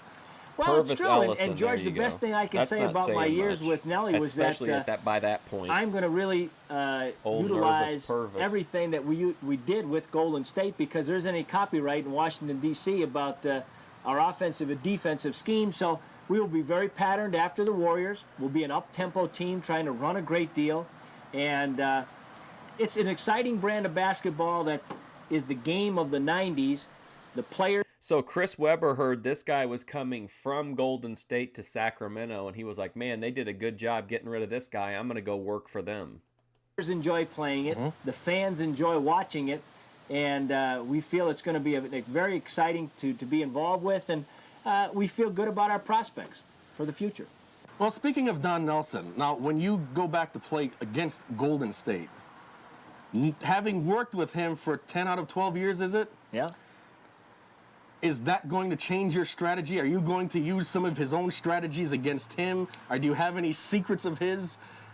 Well, I'm blessed that I believe that I've gone through all the eras that he's coached in and all the changes that he's made and the positive things that have happened in his career. I've been lucky to be a part of, and there won't be anything that he's going to pull on us that it's going to be new as far as our staff, because So he coached them for 6 seasons and never had a winning season? Ouch. 2 assistants both coached with me in Milwaukee, as well as one of them in Golden State. So I can't believe we'll be I doing can't some think of camouflaging with our signals They didn't on even our have, plays like, to each one other, but marquee guy at this strategically, time? I don't think we're going to be able to pull the wool over each other's eyes. So that's a positive. And as you note, we will play them our very first exhibition game in October at Golden State. So I'm sure it being an exhibition game, there might be a prank or two pulled on each other, but A prank? Hey, I'm going to be very proud to be sitting there as a head coach, because the ultimate compliment I can pay him is to become a head coach and to utilize what he's given me over my career. It was a fabulous year last year, George, in the sense that we won 55 games. At the All-Star break, we had the top record in the league. We coached in the at the All-Star game in Orlando. Nelly and our staff was awarded the Coach of the Year award for the third time, and I was fortunate to be the only one that he's had as an assistant that's been involved with all three staffs that have achieved that award. So it was an extremely special year for our entire staff and team, and I'm really going to miss the Warriors and their people. Wow, this guy's... Now, what was it like coaching at the All-Star game? Very ungrateful for the opportunity. Was that the highest level of excitement? It's one of the top days in my basketball career. It was very special for me because I was able to bring our daughter Emily along, and my wife was there, Mary Jane, and my mom, Jessie, flew down from Chicopee, and we flew my wife's mom down from Concord, and it was in Orlando. And Chicopee. You know, Magic Johnson, with the HIV virus, contacted in the middle of the year, contracted. Him playing in this game was very special, and it was talk that this might be his last NBA performance. And just going to the practices and being around these players, and the quality of the people, and the media coverage, and just so many great memories for myself and my family, things we'll never forget, and we cherish very much. Like Magic Johnson was so nice to my daughter. You know, he gave her a big hug, and he signed her book, you know, and all this kind of thing. And we're at the end of the game, we're winning by 40. So he sees me waving up to my wife and my daughter. Interesting that this guy's a fucking NBA head coach who could have so many stories of his own he could be talking about. And instead he's like, hey, George, one time I met Magic Johnson. Yeah, it was right after his HIV diagnosis. And my mom says, Coach, what are you doing? So I'm waving to my daughter, Emily. Oh, I'll wave to her too, he says. So there we are, two nuts on NBC waving up to the kids. On national television. Yeah, what the heck? It was great. That was really a great weekend. Big stars. It was neat. So you worked with all of the best in one Yeah, that was one really day. a neat thing. You know, Michael Jordan's there, Magic's there, you know, Chris Mullen from Timmy Hardaway from our own team. Oh, Chris Mullen. Yeah, it was, Eiffel Tower. It was really, really neat. Special day. Real neat. So what changes do you plan on making as a head coach? Do you feel you have any new insight, any new secrets, any new tricks of the trade that you've developed on your own? What you must watch out for becoming a rookie head coach is try to implement too much stuff. You have to teach the fundamentals. It isn't any different than when I was at Chicopee High. He's like, listen, it could take me up to 7 seasons before we start winning. Hopefully they allow me that 7th season. School, and one of the qualities that I believe that I can bring to the Sacramento Kings is a positive, upbeat attitude. This team has been down, and there's new ownership there. And through the interview process, which was 3 minimum 4-hour sessions. I mean, I agree. He seems very low energy about the job. He doesn't seem very excited or motivated really at all. With the new ownership, that was what I tried to convey to them, that we're going to teach the game the right way, and we're going to be upbeat about it. And if anything, just go at the game and keep it simple, but not let anybody outwork us. Be prepared. Glad he wore short shorts. That's good to hear. Play every day. We're really looking forward to training camp in the beginning of October, and you know, we're He should just cross his legs like Ben does. crossing the days off. It's going to be really exciting for us. So you're looking forward to that dynamite season. Do you think you're in line for the championships?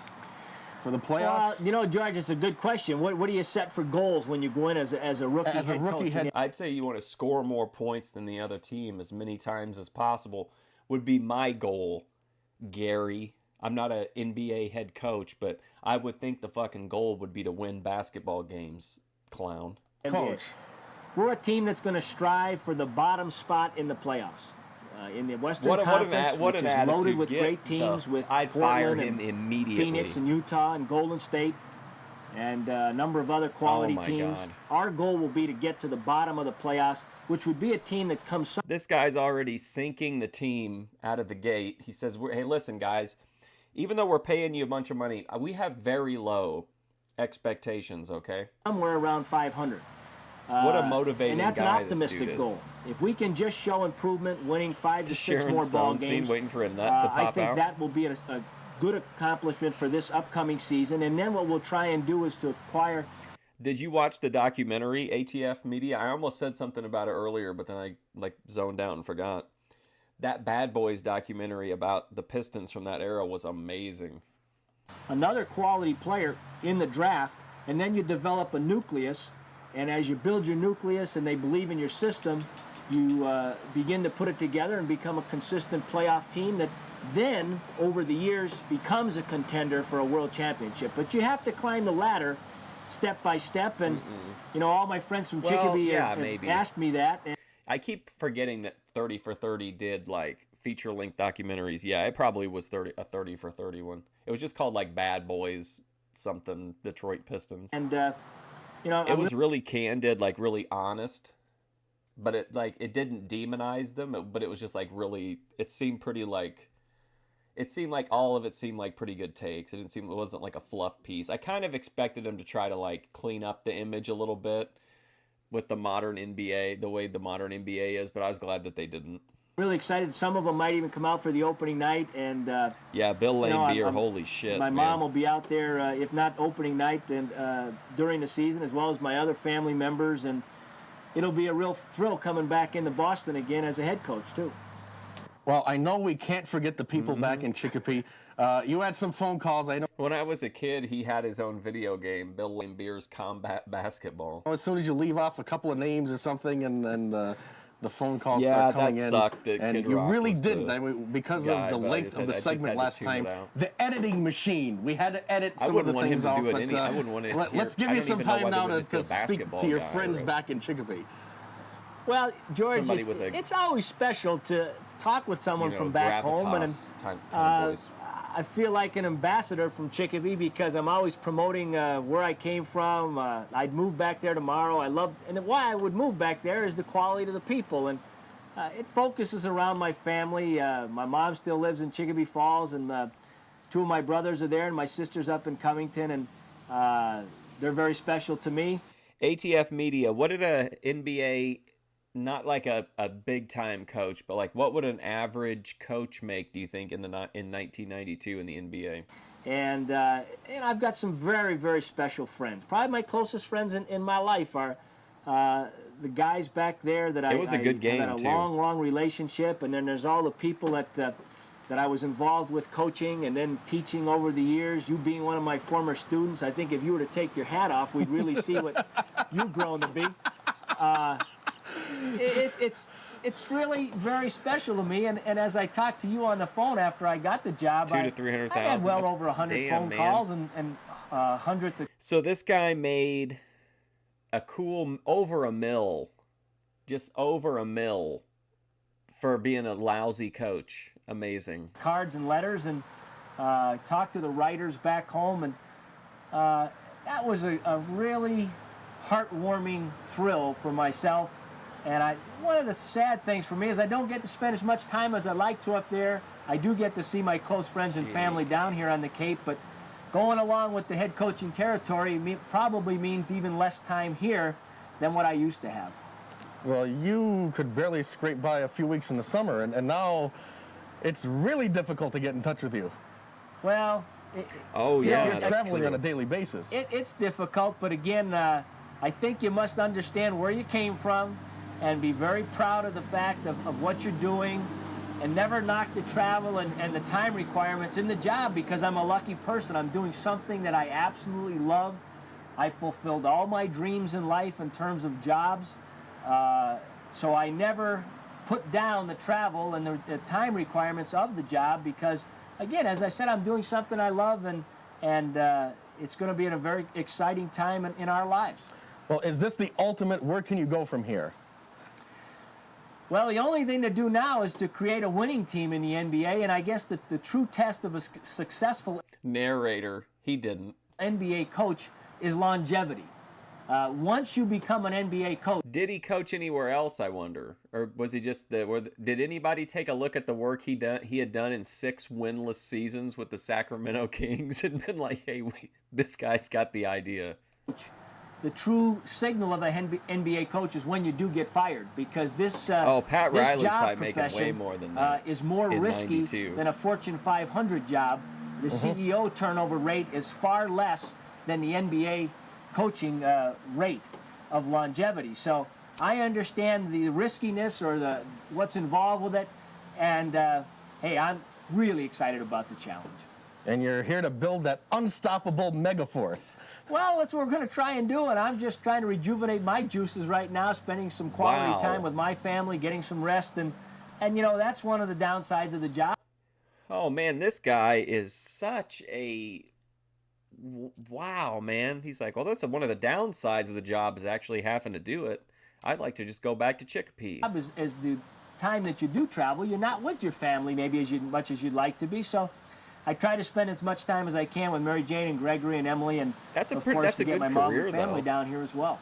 Well, Gary, once again, always a pleasure, and I'll look forward to seeing you in the championship series. Well, I hope that's not too far off, George, and let me say that you're the first guy from Chicopee that's got to wear a Sacramento Kings hat. I'm very proud of that and very proud of you and the accomplishments you've made in the television area. Hey, we try to entertain. I try to be the most entertaining person in the world, right? Have I succeeded? Absolutely, and I remember when at Chicopee High School. Back in the good old days. Okay, so there you go. That's his in, is that he went to high school with him. I probably already knew that and just forgot from the first interview. Hey, once again, it's a pleasure, and we'll look forward to seeing you at Boston Garden. Stick around. We'll be back with more of the big program right after this.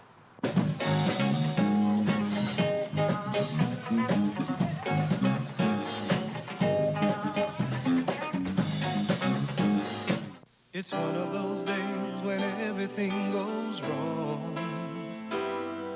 It starts off bad and gets worse all day long. It's one of those days when you catch the blame for things you didn't do.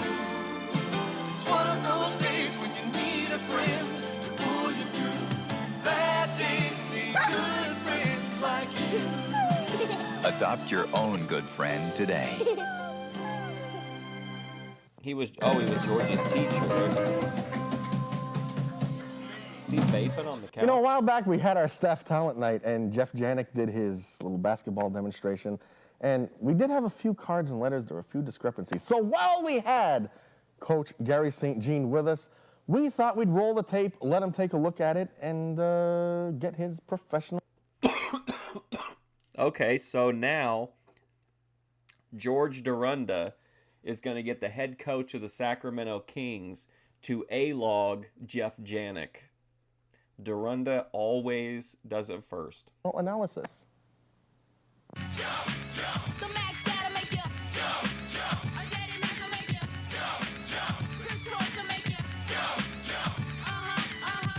Should this video be on the final retrospective?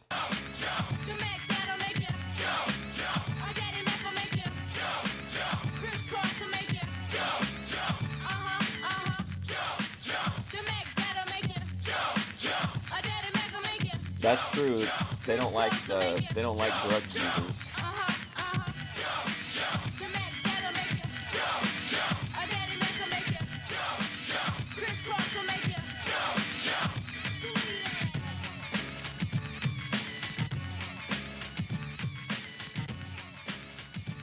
Well, Coach, what do you think?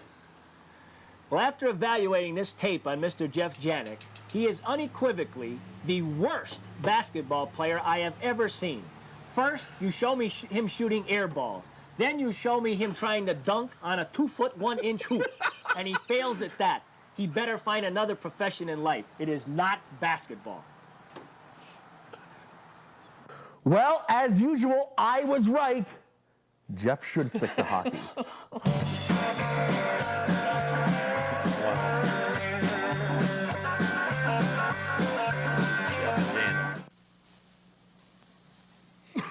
Okay, I gotta get Boy, a that drink. I'll smog be right back. outside is terrible.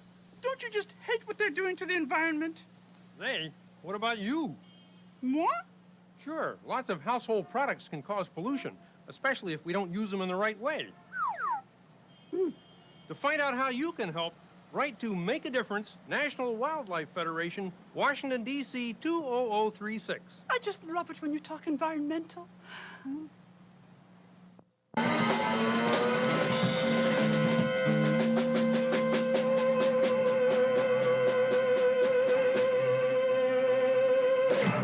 Yes, this next group will be making their 5th appearance on the program. Yeah, well, I don't know. Our records here show 5, and I'd like to see them back in 6 months for a cleaning. Yes, here is EFO performing What a Wonderful World. Oh, boy. We'd like to bring you back to an earlier day when a young musician from Chicago was revolutionizing the field of jazz. His name was Louis Armstrong. And this time we'd like to recreate the spirit of that great musician as Steve Duda sings one of Satchmo's greatest hits, What a Wonderful World. I see trees of green, red roses too. I see them bloom for me and you, and I think to myself, what a wonderful world. I see skies of blue and clouds. If you saw this in person, there's just no way you could describe it to people without being like, they'd either not believe you or they would be like, they would be offended. Like, there's just no way no one would ever believe that this really happened. Of white, the bright, blessed day, the dark, sacred night, and I think to myself, what a wonderful world. Yes. You're right, AT. The Waka colors waka. of the rainbow, so pretty in the sky, are also on the faces of people passing by. I see friends shaking hands, saying, how do you do? They're really saying, I love you. I hear babies cry, and I watch them grow to learn much more than I'll ever know. And I think to myself, oh my God, what a wonderful world.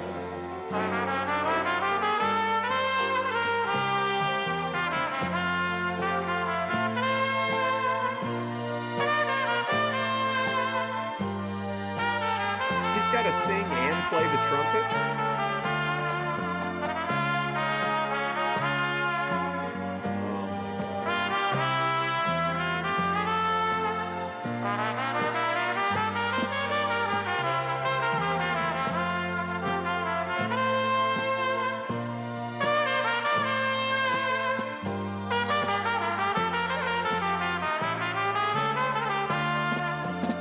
The psychic damage an experience like this does to me is immeasurable. I'm such an existential person anyway, but being like super high and existential, and then this like sad song, and then it's being performed in such a disturbing and unsettling way.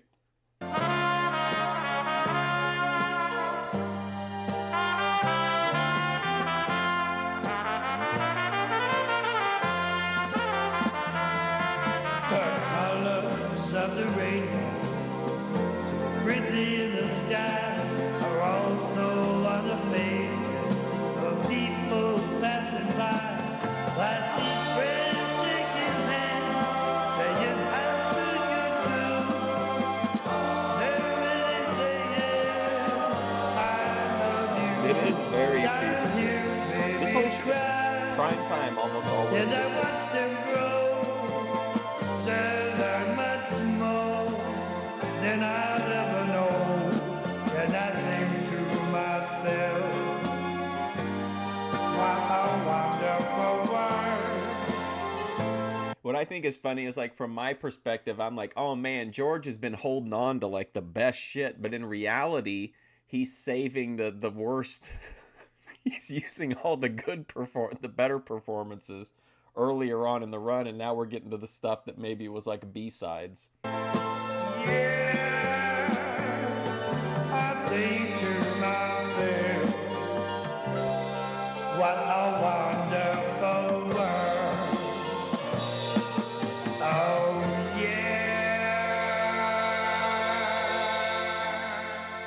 Yeah, isn't this kind of like, isn't it offensive? I thought he should just do it in his own voice. Cultural appropriation from EFB. Hey, how about that? They intro their own songs and everything. They don't even need me. And Doug, where have you been all day? What, you just been vegging out? Yeah, I've been here lounging around the cool chairs. And what's that thing you have on your head? Oh, it's a mumbo sock. A mumbo sock. Mambo sock. Well, Sock for your head. Hey, we'd like to thank the folks here at Epstein's for letting us come in and play with their electric furniture. You push the button and it pops up. And then we have our snacks down here. Let's see, we have our sodas here, and we pop this down. George and his snacks. And yes, more food. And where are the chips, Doug?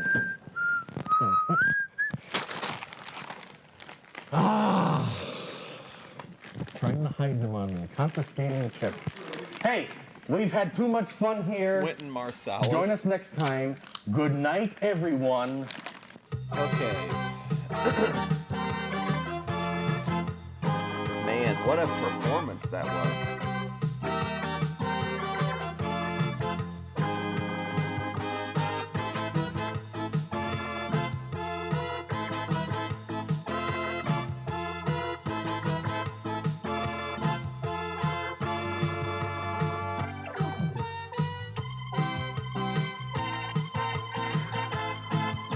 What a terrible experience, too, to be going directly into this next landmark episode.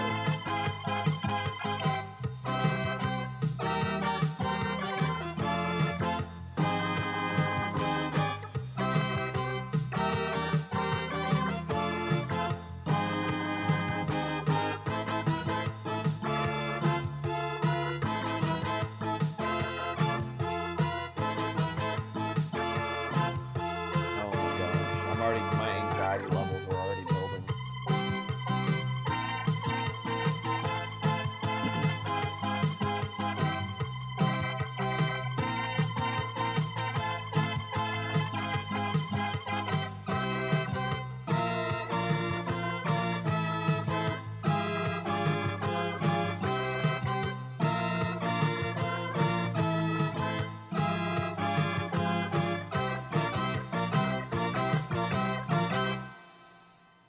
Wildlife rabies is now a threat in Massachusetts. Oh my gosh, is that Nikolai Volkov or George Dorunda? Okay, so this is, I think, this is the halfway point in the series. Robert's Brothers Circus, of course, zoo content, of course, Eclairs, and the Stir Band, great. But I think there are 90 episodes, or that's what the playlist had when I originally saw it. I haven't checked it since, but I don't think he's added anything new. But in theory, this is roughly the halfway point. Very stressful. Uh-oh, new countdown timer too.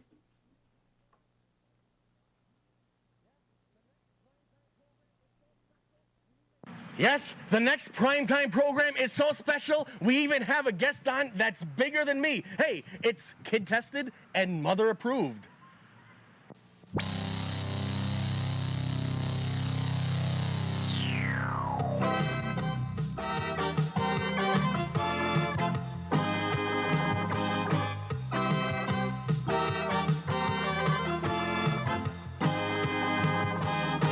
Interesting new open.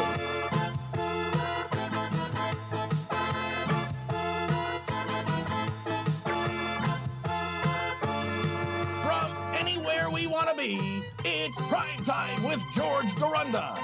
Tonight, we take a behind-the-scenes tour of the Roberts Brothers Circus. We sample giant eclairs at the Big E, and we visit with our friends, the animals at Southwick's Zoo.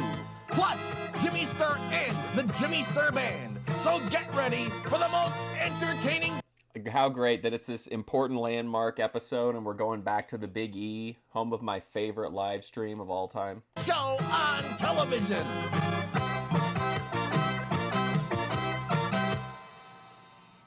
Hi, and welcome to Primetime. And my name is George. Wow. And I want you to think of me not only as the host, new color, but and a as your sweatshirt. friend. And you know, a while back, a couple of months ago, 3 months ago, whatever the case may be, Paula Abdul, she was in the area. She was doing a few concerts.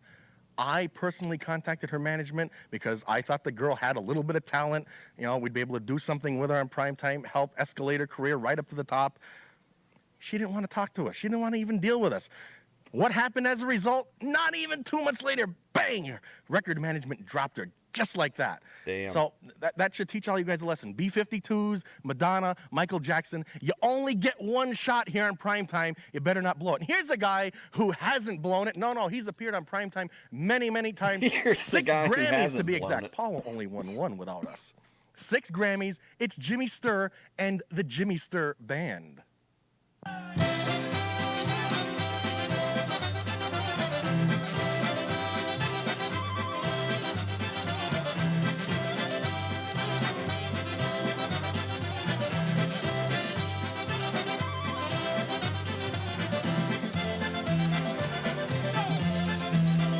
Did you really ride an elephant, F-Wood? I rode an elephant one time, and it was extremely stressful for me. I thought for sure, like, well, I just accepted when I got on that I was going to die at some point. I thought, like, the elephant would go crazy and, like, stomp me or throw me off or something. I was definitely, it was like watching a Tony Yeoman video. Like, I just had to buckle down and make it through it.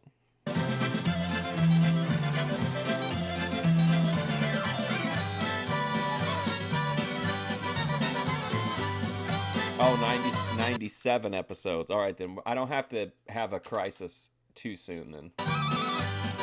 Let's put this existential crisis on hold until next Thursday.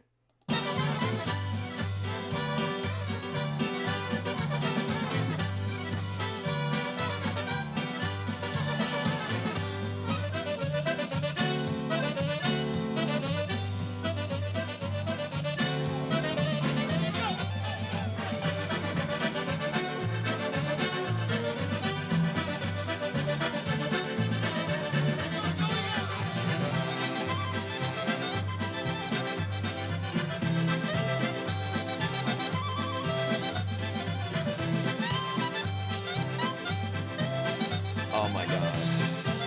I don't think I could do horseback riding unless it was like, sometimes in Amish places they'll have it where you ride the horse just in a circle while it like cuts a piece of wood, and then you can like get your name on it or something. I might do that.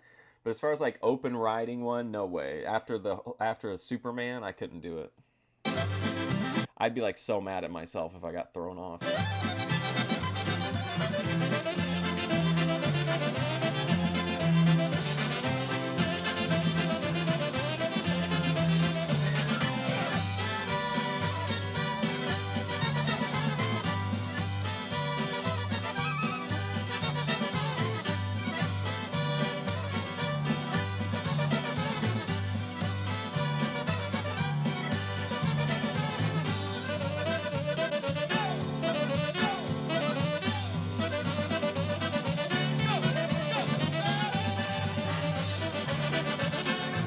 Yeah, elephants can like really get a lot of damage done in a quick amount of time.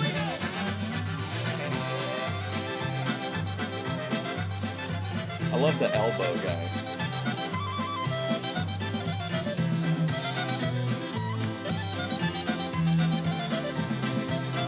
Light this blunt. There you go. Man, I had a 2-gram blunt, and I don't know what I did with it. I don't know where I put it. It was Midnight Funk, too, which is a pretty decent strain. You rode lions and tigers in Africa? Wow. I saw that they went on Love on the Spectrum, followed one of the autistic couples to Africa for a safari. And the girl kept yelling at the tour guide because she was getting mad because all she wanted to see were the lions. And there was like, dozens of animals on the tour. But she was like getting really upset because all she wanted to see was the lion.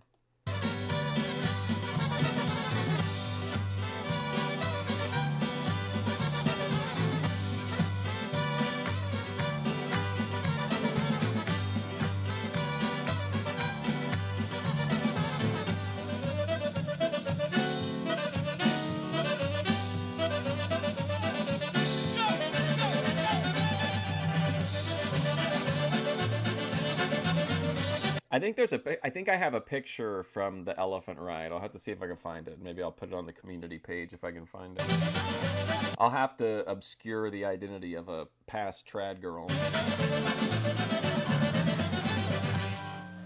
How about that? A lot of places, that would be a full show. You know, a lot of shows right now would just end. But not us here at Primetime. We have a lot more to go. Stick around.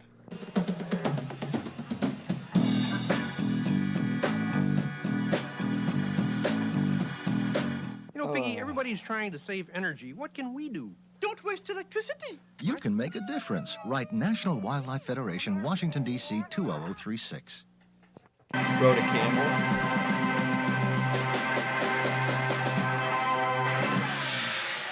You know, it must be obvious to even the most casual observers that I get the answers to life's most difficult questions. Oh my God, blew your from the groin out. screaming voices in my head. But, you know, we found some more answers. We visited and we went behind the scenes at the Roberts Brothers Circus with our good friend, Mr. Clown. Well, we're here. We found the Roberts Brothers Circus. We're here, but nobody's around. We got some goats sleeping over here. And we got this guy with his dog that's going to attack the elephant, but you know, we're looking for somebody in charge. There's nobody around, and I don't know. Maybe there's somebody in here. No, nothing. Whoa! Hey, it's a clown. It's a clown. It's a clown. Hey, what are you doing in there? What do clowns do in the bathroom? Don't ask me. You're the clown. Well, what are you doing here? We're looking for somebody in charge, the Roberts Brothers Circus. Mid-afternoon, we're here, and we're trying to... You're too early. The show's not until 5:30 tonight. 5:30? Yeah. What happens in the afternoon? What happens in the afternoon? We sleep. We've been up since 5 o'clock this morning. And why are you sleeping now? It's mid-afternoon. The sun is shining. It wasn't earlier. Why is everybody sleeping? Why? Because we have a long day, and later on we have 2 shows to do, and we won't get done until about 10:30 tonight. And you're a clown, so nothing happens on the lot when the circus sleeps. When the circus sleeps. That's right. Not until about 2 o'clock when we eat, and then everything happens. I could be around for the eating. Oh boy. Yeah, I like horror movies. Well, there won't be food. I mean, I watch all kinds of movies, but horror movies are probably one of my favorites. Food for anybody else. Maybe I could show you around since there's nobody else here. Since there's nothing else to do, why don't we take a tour of the circus lot and show us where things should be if they were where they were supposed to be. What's up? Hey, that makes sense. Oh boy. I'm scaring myself. Boy. We have to trade hats here. Vibe. Oh my gosh. There we go. That's the official I thought he tour put a toupee hat. on him. This is Pete. He's one of our goats that's in the show. Pete. And this God is... damn it. Goat content, of course. Son of a bitch. Dorunda has scooped me once again. Your favorite, I'm sure, George. His name's George too. You were named after him. I don't think you're a clown. I mean, look at those clown shoes. Those don't look like real clown shoes. My feet are just as big as your cameraman's, if not bigger. But I thought clowns are supposed to have these huge feet. No, clowns are wonderful, big, undersized people. Just like a lot of people I know.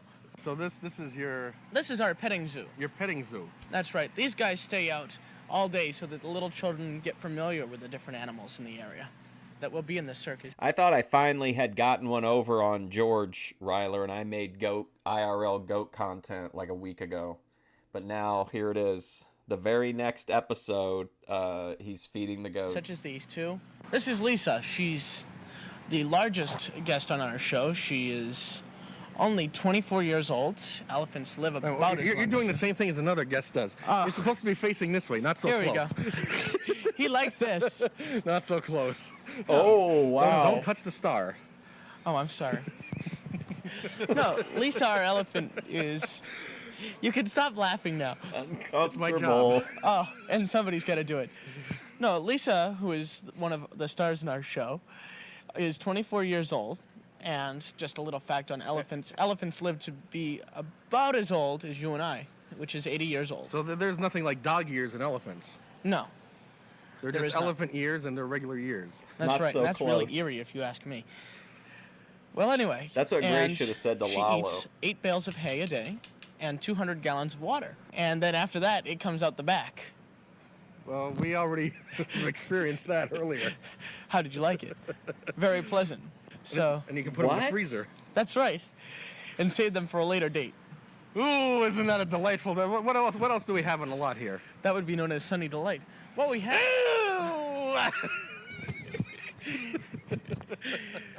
Right down. We're gonna edit all this out, you know. So this is the circus tent. This is where everything takes place. No. This is a small tent. This is where we put all of our nice toys and programs. Man, this is a and all the real things that weird all the boys and episode. girls want to buy, except for food. That's a little ways down the road. How's your belly feeling? I can hear it growling all the way over here. But this is where all the toys, the big teddy bears, and all that stuff are. All the big teddy bears and all the pretty stuff. The stuffed animals and. That's not all of them. We're going to be missing a clown by showtime. A clone, that's good. A clone. Okay. We'll have a clone of a clown. That's even more dangerous. What's... Oh, there we go. Hey, I get paid to do this. Oh, wow. Well, I tell you something. The next thing is even better. It's deflated. Even. Woo! Yeah. So let's continue over this way. This big blue thing is here. This big blue thing is what is known as our Star Walk. Yeah, this one is definitely all the Star Walk, so I should be in there now. No, not that kind of star, you silly. It's the thing that when it gets all the hot air in it, which comes from your show, of course, it blows right up, and the kids go inside and they jump up and down. There's only one problem. They can't let more than 75 pounds inside of it. So. That leaves me out for sure. Okay, Mr. Clown. Where are we heading to next? Mr. Clown. The ticket booth. The ticket booth. This is where it all happens. This is where it all happens. The ticket booth. The circus. Now, why isn't anybody selling tickets? I told you, everybody. As I told you earlier, everybody's sleeping. That's why there's nobody in here. Well, how about advance sales? I mean, that was already done. Now, as you see here, if you get your head out of the way, we have. Let me get my head out of the way. I told you I'm the star here. Oh, you're the star. Wow, this is great. Well, that's good because I just showed you the Star Walk, which is right over there. The snake show, which I'll show you in just a few minutes, but we can't take you inside. I don't like snakes. Oh, really? That's good. Let me show you the snake show, George. Elephant ride, we just saw Lisa, our big elephant, and then the pony ride, which is right over there. That little tent right there, that's circular. There are no ponies. Don't tell me the ponies are sleeping too. Those ponies are sleeping. This is an exciting show, you know? Yeah, I know. Now, let's go over and take a look at the pony ride. You look like some German commander. I feel like a bellhop. And then you have this thing here. Like your school teacher. Didn't you ever get hit on the fingers with those? Yeah, hold out your hands. Oh. Now it's gone forever. It's gone forever and for good reason. That's right. Hey. Now over here, we're supposed to have horses, but the horses are sleeping. That's right. Uh-oh. We better get over to the concession stand quick. Oh, he's a clown. Is it an emergency? Yeah, a big emergency. They're not open yet, and there's some big guy trying to get in. Hey, wait a minute. Well, I was wondering what time do they open up over here? Who's this guy? What time do they open this up? They open an hour before the show with all kinds of big hot dogs. No, is this life size? Wow. No. Big things of cotton candy. Popcorn. Snow cones, and even Coca-Cola. You know what? This looks like my... I mean, clowns used to be like this. Part of the clown act used to be like invading your personal space and like making you... I'm kind of making you into the clown a little bit by fucking with you. So I kind of get what he's doing here, and George probably told him to be in character, but George just doesn't like getting pushed back. Kind of circus, I'll tell you that. You guys get more excited about food than I do. What do you mean scraping the barrel? This You is should eat with us at the incredible cookhouse. content. It's great. Nobody can get more excited about food than you. Well, We're not so sure about He's that. the star of the show. that's right. You're the star. I forgot about that. Hey. I told you, keep your hands off. Oh, I'm sorry. So we're here inside the tent. What? Wow. I told you to keep your hands off. This is where it all happens. This is where it all happens. What is this? Inappropriate touching during an IRL collab. Dorunda did it first. Corruption. That's what is known as a crane bar. A pretty girl Grace is like, that old show Mark watches. Let's fast forward and see what storylines George comes up with. Oh, he's going to accuse someone he's interviewing of inappropriately touching him. Hangs from it, and she does all kinds of different neat tricks. Now, where are the pretty girls you promised me? Well, unfortunately, there's none practicing right now. They're sleeping Yes, too. They're sleeping. Yeah, Is that's that what all I you mean. circus like, people do clowns is are sleep? typically assholes. That's right, from 12 o'clock But that till was like 3 their o'clock, gimmick. that's all we do. Siesta. Siesta, fiesta. Oh, fiesta's a party, okay. That's a foreign language. Oh, no, I don't know those. Oh, they're foreign to you. Yeah, oh, boy. Let's walk this way. Walk this way, I'd like to, but I'm not a clown. Yeah, these seats here, we're sitting here. This is painful. It is? These are traditional Your old-fashioned circus circus has seats. terrible seating, by For the an way. old-fashioned circus. That's right, underneath the big tub. Do you get many complaints that you should put padding down? Yeah, but heck, this is... I think what happened here is George called him and asked if he could come out and get some footage and talk to somebody, and they were like, yeah, we can send out somebody, and so we're going to send you a clown. And he's like, oh, great, whatever. But he probably wanted to do stuff that they can't do during like actual circus hours, so they had him come by early, and he's mad, I think, that he can't do everything. Like a bunch of the things he wanted to do, including trying the food, are unavailable because he's there before, way before business hours. This is an old-fashioned circus. And there's nothing in the budget for padding. That's right. Bring your own padding. Well, some people already have their own padding. That's right. And you're a clown, so it doesn't matter. That's right. I don't have to sit on the seats. I enjoy entertaining the people. I have to make them laugh while these stupid seats, well... are hurting their other end. That's right. These seats are hurting their seats. Good. Maybe someday we'll do a TV show. That's right. On how seats hurt our seats. A special inside report. I don't think you're getting close. I told you This keep your is hands to brutal. yourself. I would love this. I would be Well, like, George, we're in heaven. we're With here this in kind the of center ring. this We have a kind of ladder, right? Cold That's War right. That's conflict. what Is it's that for me? known as. No, unfortunately, no. Do you like heights? No, We can take you to the top of the ring if you'd like. not me. Not today. Not today. Maybe next year. Oops, I'm sorry. I'm touching I a told star. you, keep your hands off. Anyway, this is where all the action in the circus takes this place. is Is inside this incredible. one big tent, which for your information is 175 feet by 150 feet. And how many people will it hold when it's filled up to capacity? Capacity? Well, I believe that the actual number is 1,300 people.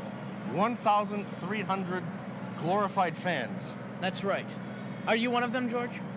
I've always been one of them. Well, you haven't seen our show yet. You're a little early still. Well, nothing's happening. It's during the day. The people are You sleeping. have people sleeping. This is an exciting show so far. But just think, you and all of your friends have got... Listen, George, this is a George L to me. He's got somebody here that's game to do wacky shit with him. Yes, it's not ideal circumstances.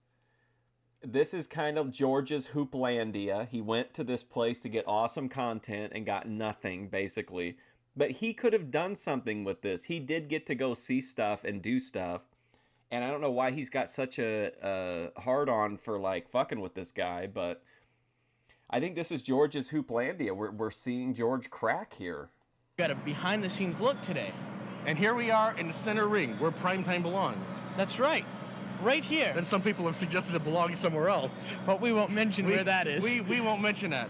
Well, we'll hang around for the circus. That's great. When the show starts. And, well, we'll just have to take a break, so stick around. We'll go be back with more primetime wackiness right after this. Man, I loved it when he was like, oops, sorry. He's like, I told you, keep your hands off.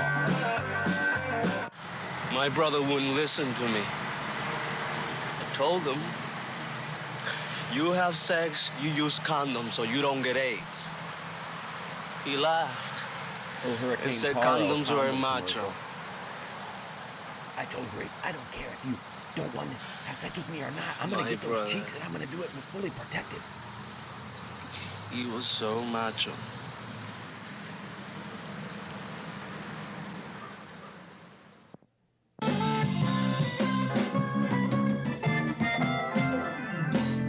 Hold on, I told you, keep them back. You know, when you're as popular as I am, you have to have these various methods of crowd control here. And, you know, I was reading one of the technical journals. I wouldn't say so much for that they jumped the shark there, but I do think Hooplandia marked marked the beginning of a new. I don't know if it's like an end of season level thing, but I think things shifted after that. Journals for television that they now have this circuit board that some guys invented. You can hook it up to any camera, and it'll be almost like a robotic camera. No, I was gonna go to get the. I was gonna go get the reactivate the PO box after I went to the dispensary, and then I went to the dispensary, and then my brain I forgot about it. You can zoom the camera in and pull the camera out, but. Why get bored of that? We have guys that do that here at primetime. Doug, show them now. Okay, zoom in and zoom out. In.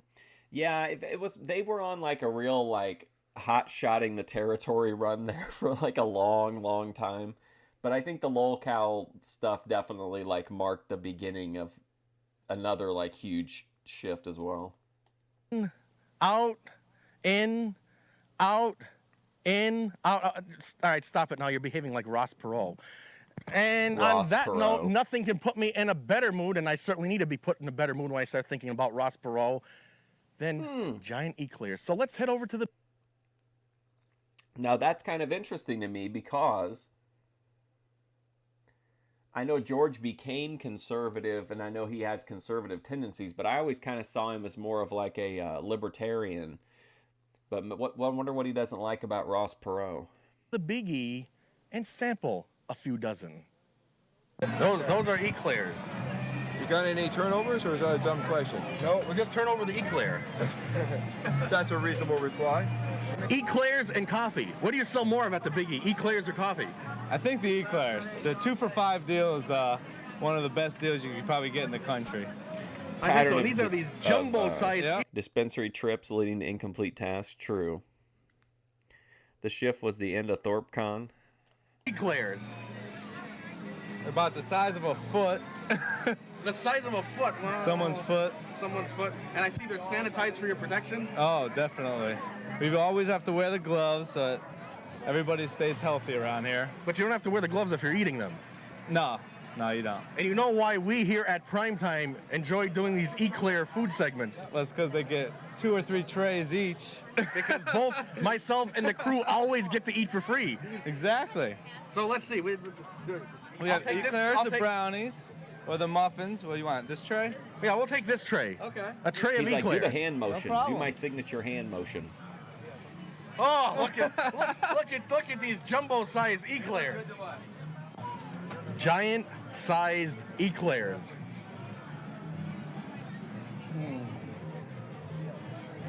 I guess, but the eclairs are great. Yeah. We make them. Did you see our bakery around the corner? No. You bake them right here. Yeah. No. Do you sample a few yourself? Once in a while. What's the rule with the employees? They can have all they want while they're working? While they're working. Right. Oh, wow. But when they go home, they have to pay for it. But after the first day, they don't want any more eclairs.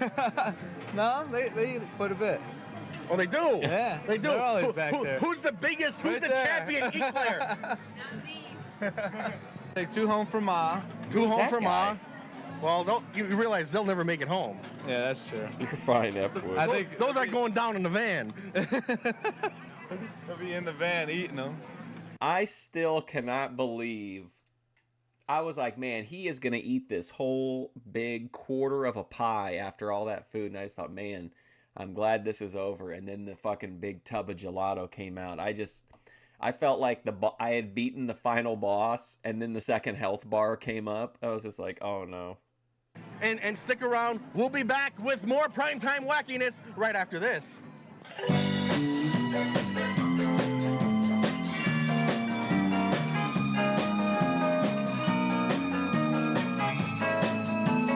Oh, also, there's a new, in about a week or so, remember the art thing we went to that was like, everything was like circles?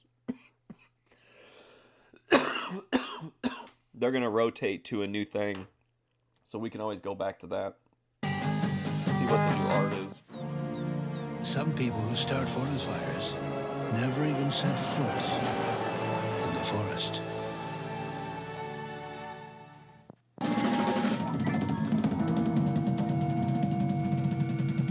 And zoo content. Okay, now the fun officially begins. And what could be more fun than looking at some wonderful animals over at Southwick Zoo I give up. with our tour guide, I'm retiring Natalie. from IRL. And you're Natalie? Yeah. Over here at Southwick Zoo? Yeah, that's right. And you're in charge of? I take care of all the primates. Wallabies, kangaroos. And these guys? Yep, and these too. These guys here, and what makes them want to eat television equipment? They'll eat anything you happen to put in here. Clothes, food, anything. like Doug is trying to chase them away from our cables right now. Yeah. They like to snack on cables, so they'll pretty much eat anything. And if we lose audio, then it means one of them has chewed through a microphone Yeah, cable. they're very curious. Do you feed them at all? Occasionally I do, but what do they prefer? They love fruits and vegetables and all types of grains and corn and pretty much anything they can eat, they'll eat. That owl and camera was crazy equipment too. And dressed camera like Robin equipment. Hood. Well, why do they want to get inside the camera equipment? I think they're just pretty much curious, and anything that, especially this one, he's known to be real. Yeah, a terror. he's known that we're nightmare. here wrestling with camera equipment here and cables. He enjoys butting everything too. You sure he hasn't been on steroids? Yeah. And what varieties are we looking at in here? We're looking at pygmy goats and Nubians. This is a Nubian pygmy goat cross. This is a Nubian? Yeah. Okay, Nubian, Doug. Yeah. We're ready. Yeah, a Nubian pygmy goat cross. Pygmy goats have the horns, and Nubians just have long ears and no horns. This one happens to have both. And how about the white guy over there? That's a pygmy goat. That's a pygmy goat. Yep. Pygmy goats' ears go upright, and the Nubians hang long. These are baby pygmy goats right here. These are behind us. baby pygmy goats. Yep. And when you come down to Southwick Zoo, just remember to bring plenty of television equipment and cables. They love it. We lost George, but we're in the safety zone now. I legitimately didn't know George went to a zoo. It was just something that was convenient to me, but I don't watch ahead, so I didn't know he was going to go. But yeah, I got scooped on the goat content. Right. No more animals eating equipment. No. I'm going to go back, though, and make some shorts with the goats where you can actually, with, a good camera, not with, the live shit data signal. But then also they'll probably have, the baby chicks will all be out pretty soon. Tell us about George, who's hiding, but he's usually a ham. Yeah, he usually is a ham. He's being a little bit shy today. But Wall goat. George is a spider monkey.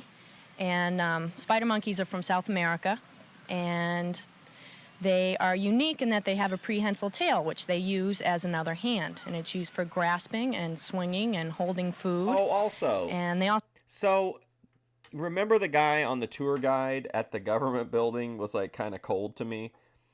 I think, in retrospect, multiple people have mentioned to me the fact that the first thing I said to him was that he looked like Russell Brand.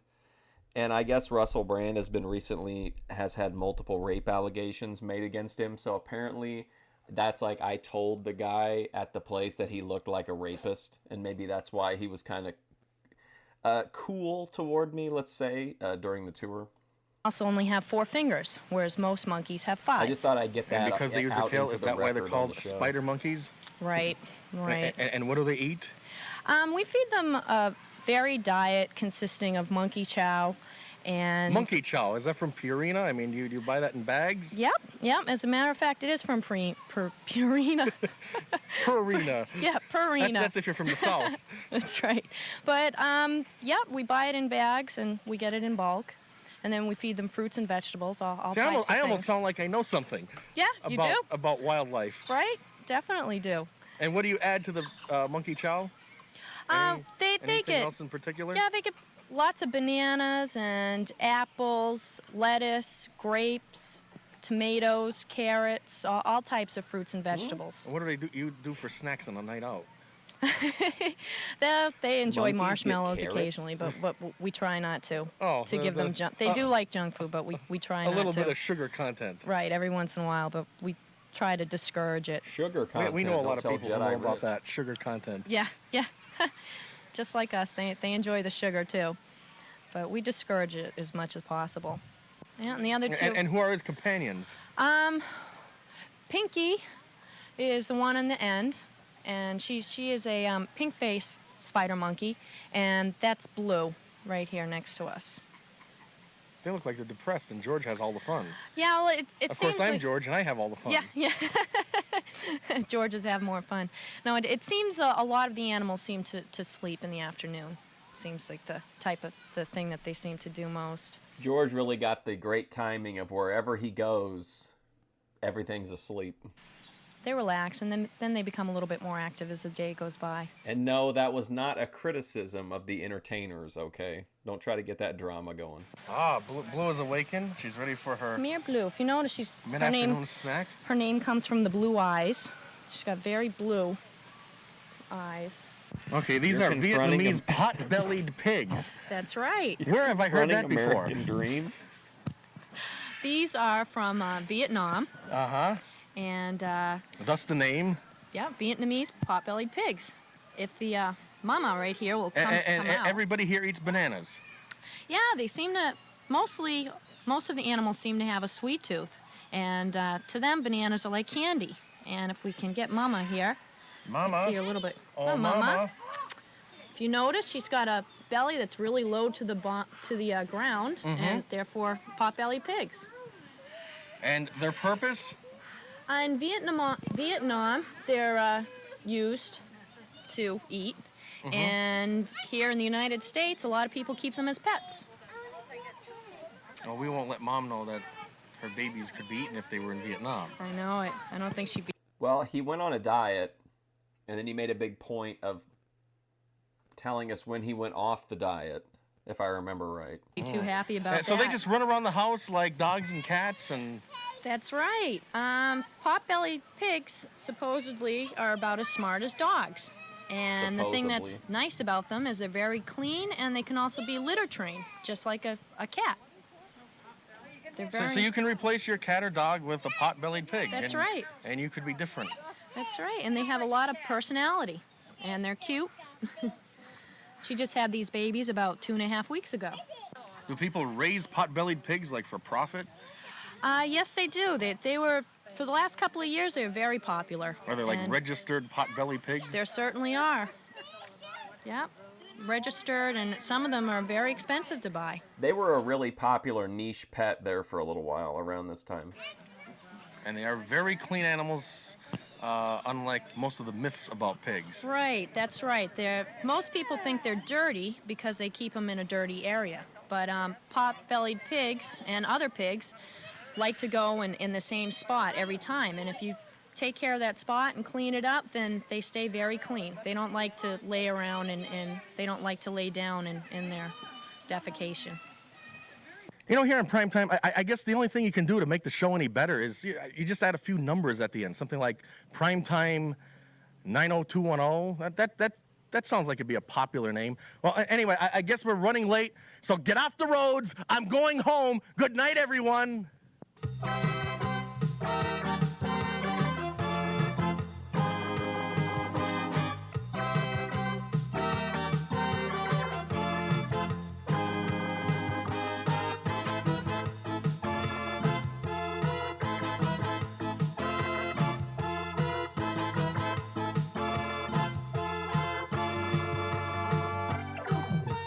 time is it? Maybe get one more. Let's try to get in one more. We're gonna have to, well, I can't skip the credits. I just don't have it in me. I guess there's merch. I don't know how to get it because George won't speak to me, but whatever.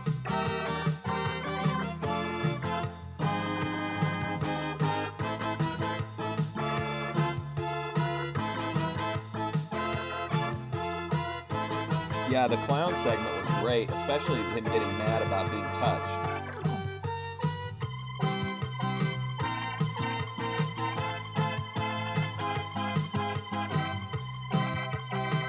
I mean, I thought it was good.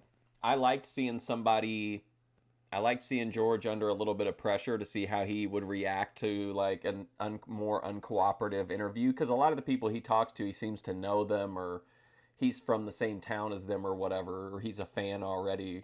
So I think it was interesting to see somebody kind of fuck with him a little bit. Clowns are wild cards.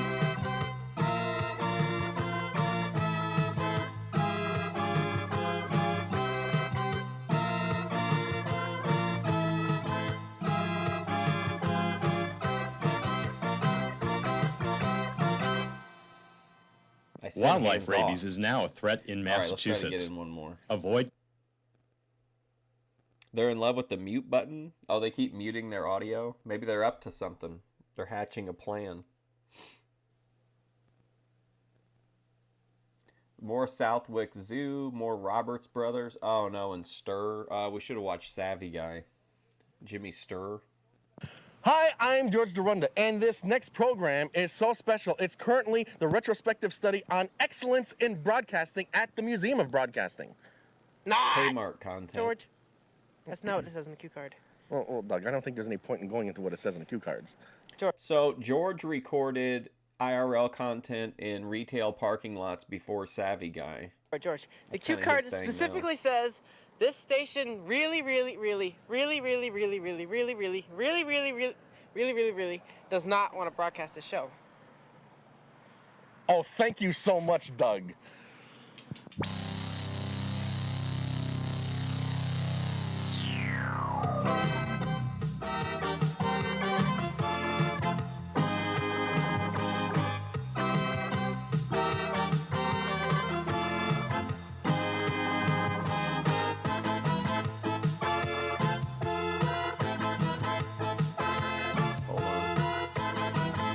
Okay, so this one actually has From the parking lot somewhere in Holyoke, which is a lot not more yet than owned by the typical Japanese, for the it's Prime Time with George Dorunda.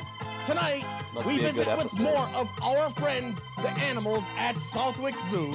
Yeah, Doug. Roberts Brothers Circus ringmaster Bill Shriver, and our own Doug Locke becomes clown for a day, plus the Jimmy Stir Band. So get ready for the most entertaining show on television. I'll be right back.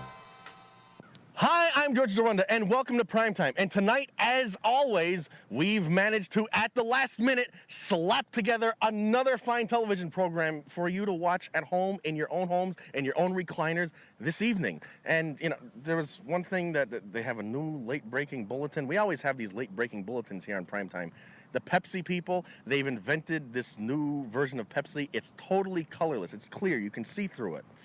And totally colors. Now, allegedly, it tastes the same, but it's absent of any color whatsoever. Let me tell you something. If they don't get Michael Jackson to do these commercials, sign this boy right up. Sign him right up. But hey, we got to get moving on the show. A lot of stuff to cover. So let's head out to Southwick Zoo with our good friend, Natalie. Oh.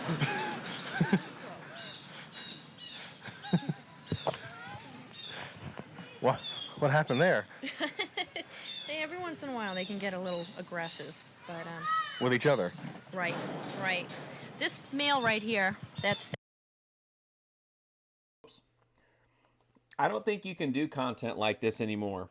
I mean, you can go to the zoo, you can do whatever, but like, it's just a different era where like, George is doing stuff that like everybody does now. So like, there'll be 1 million people at the zoo doing, you know, taking video and stuff like that. You know what I mean? I think a lot of this is like, you know, product of it, the value in it is like product of its time kind of stuff. that's the papa. And these are called? These are Debrage's monkeys. These are Debrage's monkeys. And they're from Africa and Cameroon. Uh-huh. And this is the male. Males are very dominant, and he is... I've noticed.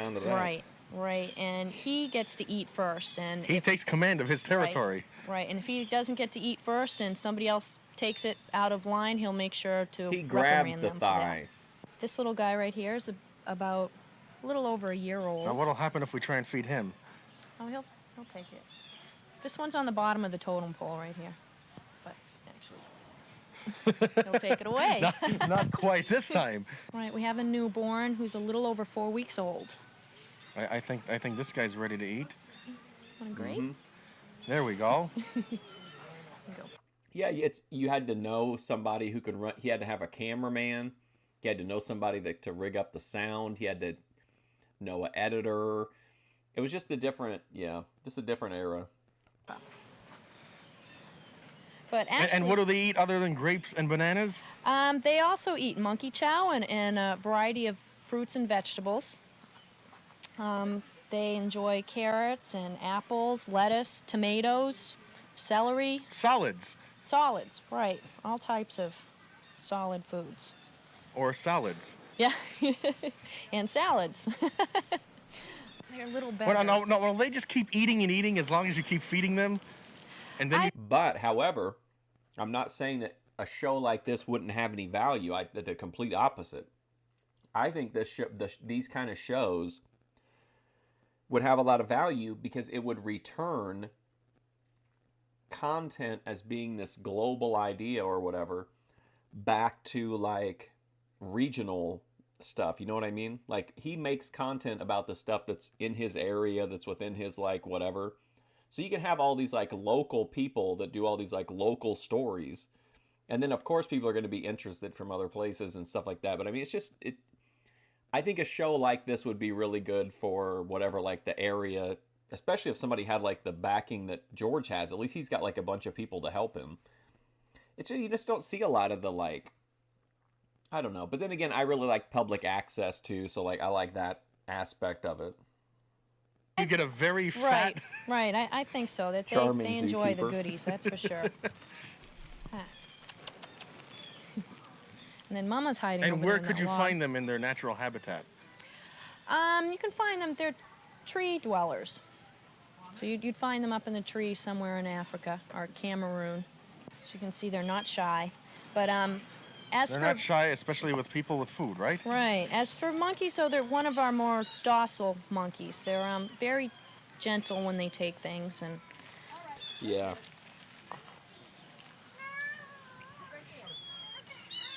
So we're here with the wallabies, and this is Mama. Right. With her new. How old is the newborn? It's hard to tell, but I would estimate that it's maybe about 4 months old. They're very, very small when they're born. And it'd be nice if we could get her to come closer. They're very shy. And do they like to eat chipmunks too? Yeah. We have lots of chipmunks at the zoo. I like to think of the Fusion Studios live streams as like its own little public access channel of like, some of it's like local content when I'm live, but then it's also like, you know, just views from around the world and weird ass late night syndicated shows, like all the kind of stuff you would expect from a channel that like has no budget to produce content. And they like bananas and solid foods, solid foods? Right. All types of... We give them a mixed grain of... Is there a wallaby chow?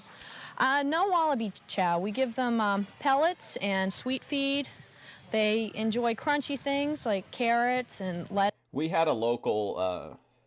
well, of course we got local affiliates, but actually like a local like dedicated... It wasn't public access, it was owned. It was a Christian channel though. But they like produced a bunch of their own content in studio. Like that would have been they could have done a wrestling show the way they had it set up. But then they also would show like 700 Club and Jim Baker and shit like that. Lettuce, tomatoes. Mm-hmm. Lots of greens. But we do Cody Turbo fairly regularly. I have to think this is a public access show. These are one of the larger types of wallabies. On CSC. And they're very shy type of animals. And these wallabies are from Australia and New Zealand. And how long can we expect them to live? What's the life expectancy of an average wallaby? I would say 10 years or more. And do they jump really high or are they really fast? Yeah, you can. Like see, this guy like- moving back here. Right. It's a race. It's the Olympics. Yeah, they are fast moving, and as you can see, when they stand or sit, they use their back tail for balance. See, if you go to a place like this and you call them in advance, and you say, hey, can I bring my camera crew out? You know, I've got a sound guy, and I've got this, and I got this. No matter what you're doing, they're going to be like, oh, this person's got like, they're going to double check that you actually have a show probably. But I think you're just going to get a different level of treatment than if you call in, or if you just like, you're just a person with a phone. You know what I mean? Unless you have a big following to where you're like recognizable or something. Balance. They have a very I need to get a fake camera crew is what I'm saying, that they're not actually filming anything. Strong tail, They're and their just hind there. legs are very strong. And their two front legs are almost useless. They're used pretty much for grasping and for balance. And they're all from the kangaroo family. That's correct. But they're unique. Why do most people know them as kangaroos when they're actually called wallabies? I think most people get them mixed up because they look just like a kangaroo, except they're a lot smaller.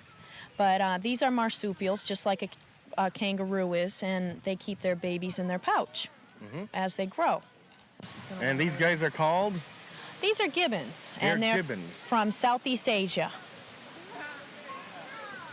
And they just kind of hang around. Right, right. Yeah, they have very long arms, and as you can see, they maneuver through the trees very well. They're tree-dwelling animals. You can get a shows all sight to. They look like they'd be good dancers. Right, right. When they run, they keep their arms up over their heads for balance.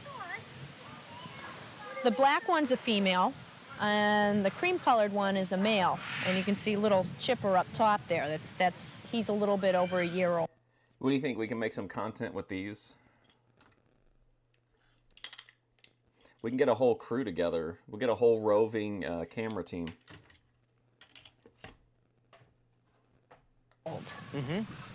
And they also eat bananas and fruits. Right.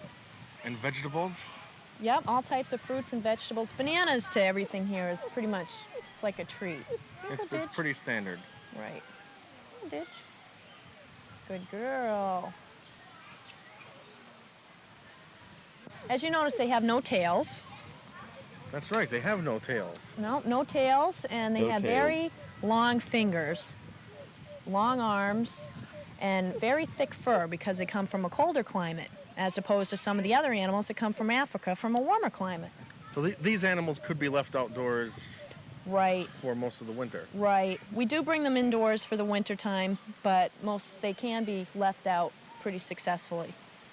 But they're one of the they can be more aggressive. They're one of our more aggressive monkeys. They've got very long, sharp canines. You can see her teeth there, very long. They look awfully sweet. If it wasn't him, But it the would way have that been these somebody ones else. maneuver through I the don't trees think there is- wasn't going to be a they're vacuum of power in unbelievably wrestling, fast. you know. And these are called ring-tailed lemurs. Yeah, that's right. And They look like a cross between like a cat and a muskrat, and you're losing one right now. right. Yeah, we have two. Do you have problems with escapees? Just two of them. We have two twins that were born this winter, and they're about 6 months old now, and they can fit right through the bars. But since Mama's in the cage, and you can see she's the one right there in the foreground, they just run in and out. Wow. And no danger of them escaping and taking off. You feed them too well here, I think. Right, right. They love the goodies, so they stay are well here. fed. But they are a pretty big attraction. We get reports of all the runaway lemurs all the time, every day. But And how long can they be expected to live? How long do they live for? Is it I would expect they live 10 years or more. 10 years or more? Right. Especially in captivity, they should live longer than that. These ones are well fed, as you can see. They're all Absolutely, yeah. pretty fat. And they like to be... Ananje, even when they knew what was going on, even when it was completely obvious that the only chance they had to survive was to work together, all of those old territory guys were just worried about fucking each other over on the super shows and any kind of collabs. They were just always trying to get the best of each other, not realizing that was just making Vince's position like even stronger. Hand fed, I guess. Oh, and they're very definitely friendly. fumbled, for Really? sure. Oh, yeah. They're very sweet animals, very docile, not aggressive at all. And Somebody that I could feed? Sure. Here's some. Sure, they're very nice. And Probably like Okay. Joe Blanchard would have tried to have done something similar, going national. I noticed they don't have those big teeth. No, their teeth are a little bit smaller, more cat-like. And these are more towards the nocturnal side, which means that most of them come out at night. You can see they have those big yellow eyes. And they're from Madagascar.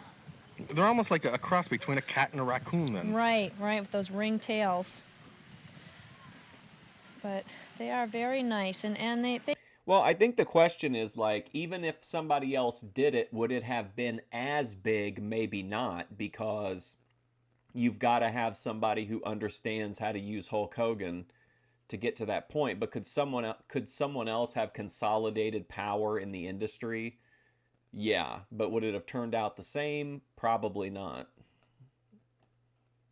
They travel in family groups of around 12 Cowboy or so. Bill Watts. And they're known for, they love to bask in the sun. And these are primitive Rush monkeys. Limbaugh? Very similar to all the other primates. They're just not as intelligent. They're not as well developed as the other primates. But they do have, as you can see, they have hands that they use for grasping. And they hold their food with their hands to eat it, just like a regular monkey would. And they're also tree dwelling. And they also get along with chipmunks. Right. Everything here has I to guess get along. everything here has to. And I mean, at a certain point, would there even have been an appetite for territory-style wrestling on a national level? Like, you know what I mean? Like, for me, I would like it, but I mean, is that something that, like, long-term, how do you evolve that without taking some of the same paths that Vince McMahon did? Like, there's not a lot of ways to avoid turning it into sports entertainment as people begin, when you can find out what's happening in a few cities over and you know that they're doing the same finish in both towns every time. Like, how do you keep people's attention and keep them invested after that point if you're not going into sports entertainment? Right. Including the rhinos. Right. We have chipmunks everywhere. Everything gets along good with the chipmunks. But they are nice. They are sweet, docile type of animals. In the wildlife, are they endangered at all? These lemurs aren't, but we have rough lemurs, which are black and white rough lemurs, and they are endangered. The difference between a rough lemur and a ringtail lemur? Rough lemurs their hair's longer, and they're only black and white. They don't have the rings on their tails, but they have big yellow eyes. And I'll agree, because I think you kind of have to be a psychopath to have your business teetering on the brink and you're losing to a well-funded opponent, and your solution is, I'm going to make myself the biggest star, and then it works. Like, I'm not surprised that, in wrestling, the owner would put himself at the top, but for a guy who had no real wrestling experience to bet on himself to that point, and then, like, I mean, let's be real, deliver beyond anybody's expectations, like, that you gotta be a little bit crazy to be willing to do that. They are endangered. They're a little bit slow moving, and it seems too that a lot of the natives there killed off lemurs because they thought that. I agree. Give crack, absolutely. When a channel reaches certain thresholds of size, it benefits the creator greatly, but it, in my opinion, diminishes the audience experience. Like, because you can't have the same kind of experiences with a 10,000 viewer stream as you can with a 200 viewer stream, and even all spots in between. That they were spirits, because they're nocturnal. Lemur means ghost, and because they are nocturnal, they hear the sounds of their calls at night, and so they think they're ghosts and devils, and so a lot of them are becoming exterminated because of that. These are one of our more Could we take social. one home as a pet? I don't think any of them would make good pets, but I'll tell you, I'd love to. They are awfully sweet. but they'd get into everything. They'd be jumping off your curtains in your house and raiding your cabinets. I know some people who have kids that do that. Yeah, true. But they'd He's be like, do you have bouncing any off kids? the walls. Are you married? Feed them a little sugar and they go for days. Oh yeah. They are. They're all very active. But they know where they get a good meal. Oh yeah. They are. Everything here is fed an awful lot. They eat better than I do. They get a good diet. And again, they'll eat as much as you put in front of them. That's right. Well, and two, just being real, in my opinion, a lot of what makes the old wrestling good is stuff that just you wouldn't have any. If Memphis had been well funded, it wouldn't have been like if they would have really invested in, making, into production values and talent, it wouldn't have been Memphis anymore. It's like the working out of necessity just drives such a creative energy. And I think if you were to watch Memphis and you're like, oh, I love this territory, I'm going to invest millions of dollars into it, it would, in my opinion, it would change in maybe positive business ways, but negative creative ways. Yeah, and they do love sweet things. You were blocked by American Dream? Wonder if they like pizza. They probably would. How about a nice primetime pizza? I have a pizza named after me. Do you really? Oh boy. It's called the Primetime Pizza. Oh, yum. Yum, what's on it? Hamburg, Yum. Pepperoni, peppers, mushrooms, extra cheese, bacon, and chicken. Yum. Jeez, you should have brought some for lunch. We have to pause here, but we'll be right back with the Jimmy Stir Band. Hey, don't leave your seats. Jimmy Stir again? Oh, look at that little guy.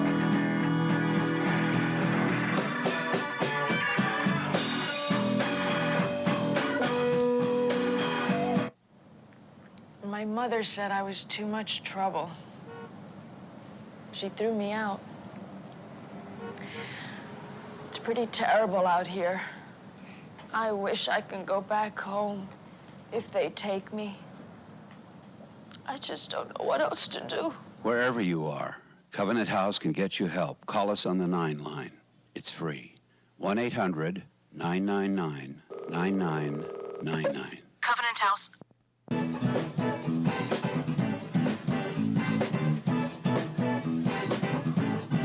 You'd like to own a monkey that doesn't rip faces My next off? guest has won more Grammys than you can count on one hand. Well, it's 6. It's the Jimmy Stir Band with featured performer Eric Parks, here to perform Trumpeter's Prayer.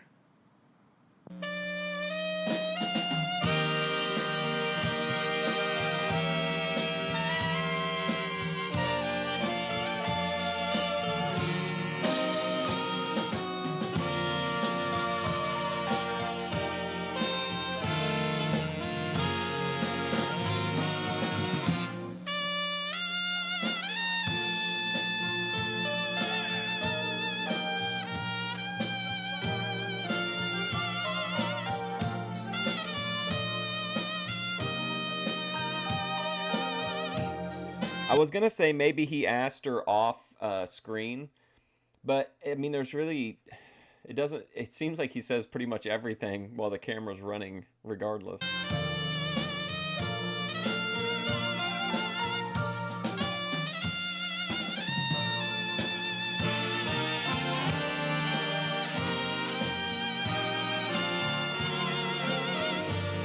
Michael Bublé.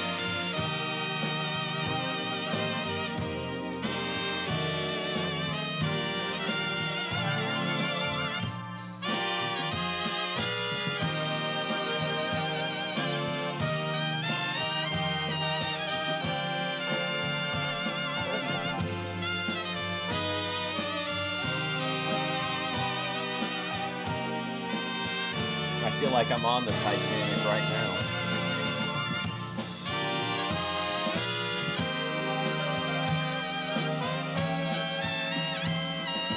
Smoking weed while the ship sinks.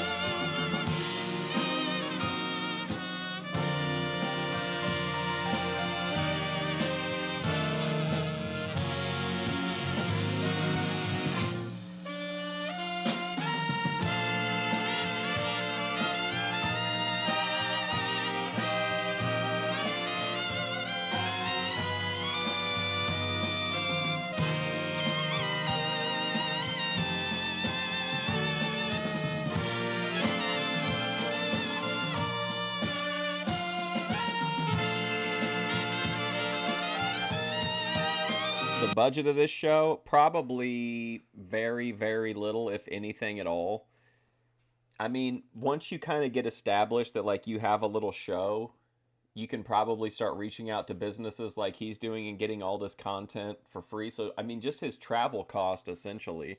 So maybe they have some kind of, maybe they're making the money back from, booking entertainers gigs or something.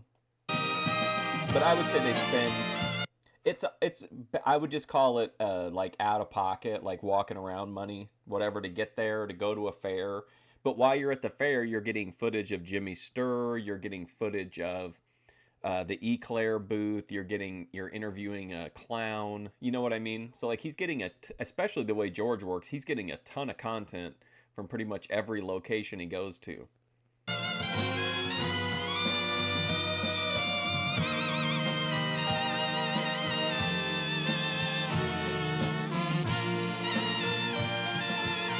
You do this because you want to do it, in my opinion.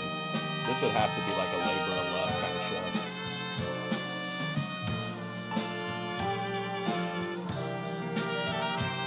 Which explains his frequent, like, frustrations.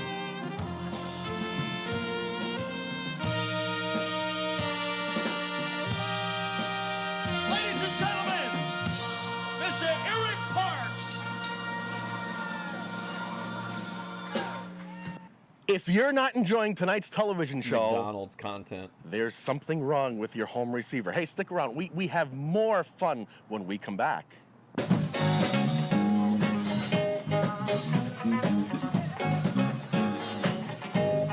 Yes, I agree. It's just whatever the cost of getting there, because it seems like he's kind of worked out deals with a lot of the people in exchange for promoting their band. They'll perform for free, they'll give for putting over their booth. He'll he can get a free Eclair. Was that Kevin? Hey, thanks to these airbags here, this job is now a piece okay, Claire. But Vince... Yeah, I'll tell you something, partner. I just might stick around a few more years. But Vince... No more dashboard du jour or little vents money under from glass, McDonald's. huh? But Vince, look at... That's just putting production value into your product, free production value into your product. The way he gets, like, make sure to get a different, like, kind of iconic scene behind him.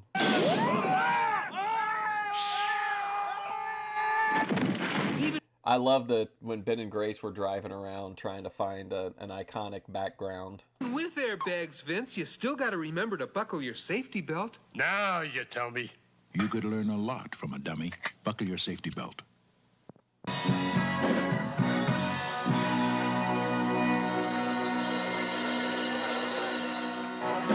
Welcome back to the big telecast. What and happened? It's me. We're just going to move right on. We're going to head out to the Roberts, a Brothers Circus with ringmaster Bill. Could we get more clown tent? Bill Shriver. Well, we've finally tracked down Bill Shriver, who is the ringmaster here at the Roberts Brothers Circus. Bill, welcome to Prime Time. Well, thank you. Nice to meet you, George. And, well, the activity here has certainly picked up since... Well, we're getting near showtime. That's one of the main reasons why, and the folks are all coming out, and the weather finally gave us a break, too. That all helps. Yeah, we have a lot of sunlight. So tell us about the Roberts Brothers Circus. What kind of specialty acts do you have? This is a traditional type circus. We have, I'll tell you, one specialty act that we have is probably, I know of only one other act like it in the entire United States, and that's a trained Vietnamese pot-bellied pig act.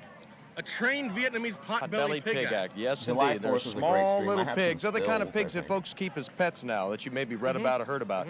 And it's certainly unique. I've never seen anything like it before. And the only other act that I mentioned, I've never really seen him perform. I only have heard tale of it.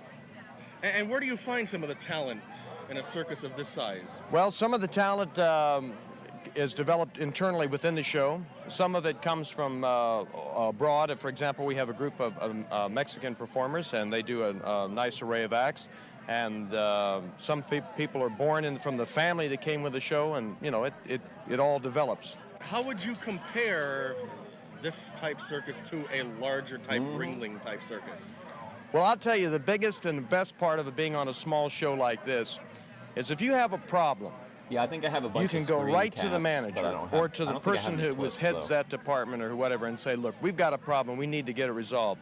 I was on Ringling Brothers in 1988 in Japan, and believe me, to get anything done there, it's a major corporate decision, and we'll take it up at the company meeting in a week. And it's Oh. none of this right now stuff. And so Corporate red that's tape. probably one of the biggest differences between the two shows is the immediacy of action that can be taken on a small organization compared to a large one. You're not dealing with strings and strings of agents.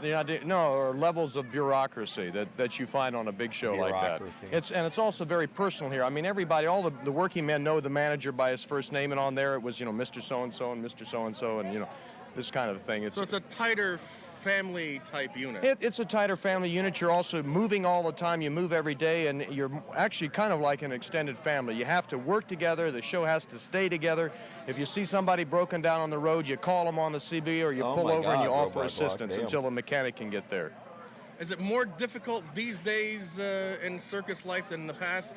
Oh, look at these guys. Well, I think it's a trade-off. I think each era had its own difficulties. I would say that in this day and age, probably the regulatory apparatus is a tougher thing to deal with than it was in former years. But I would say that the care of the people and the animals and so forth is better now than it was, say, 100 years ago. And where do you see the circus Good for going people, in the next few bad years? for business. Well, everybody says that the tented circus is a thing of the past. But what is... Well, not with the crowd I see around us No, here. I know. But what is interesting is, even those circuses that are considered indoor circuses, for example, like shrine operations and so forth, even many of them now have a big top, and they can play either indoors or out. So I'd see the tented circus as being around for a lot longer. It didn't die in 1956 when the big one took down its tents for the last time. So the Roberts Brothers Circus is actually a medium-sized circus. There are smaller circuses right. and larger circuses. That is correct. Have you worked with all types of circuses? Yes, I have. I've been with some of the very smallest to the Ringling Brothers Circus. I was on the Gold Unit in 1988, and we went to Japan, and I had a dog act, and we went to Japan, and that was an experience. But I personally, if you give me a choice of being on a big operation like this or being on this, I'll take this one any day. Now, in a circus of this size, you have to wear many hats. That's right. Not only am I the ringmaster, I'm also the day of show press representative. I present a group of trained ponies. I have to care for my own livestock. It's a myriad of stuff that you have to do. There's nobody just does Great one word. thing anymore on one of these things.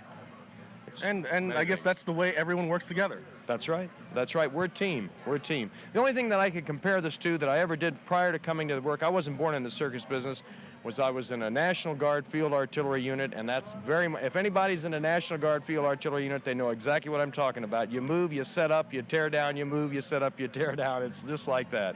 I was going to ask you, what did you do for a day job before you got into the circus?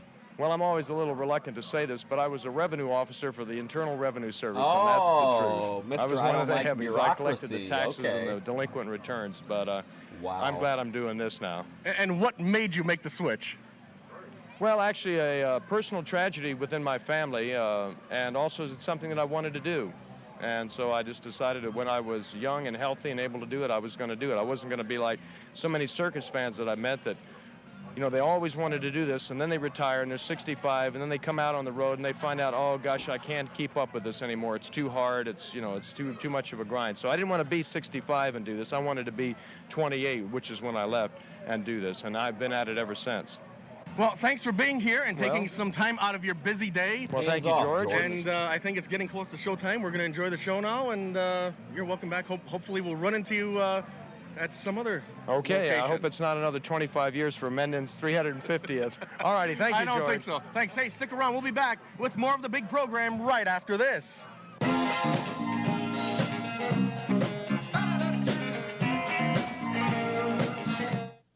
Did you ever hear the story of Dr. Jekyll and Mr. Hyde? Junior There was this fellow who experimented by taking dangerous chemicals into his system. His perilous venture caused him to change into something horrible and frightening. He began now from the people at Habilitat, a place of change.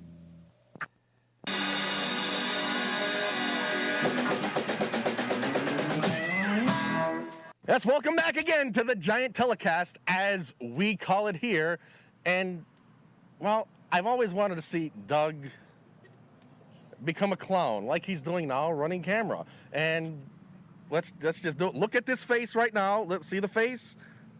Okay, you may never see it that way again.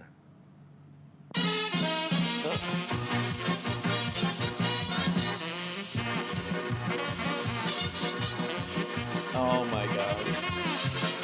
Literally making his co-host get made up like a clown. His regular Teen Star type routine.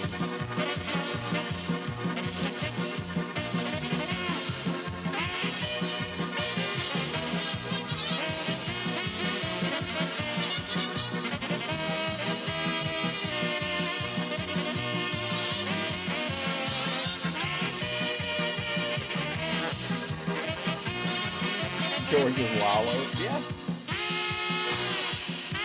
Lalo, we need you to come be a clown. Absolutely, Mr. George.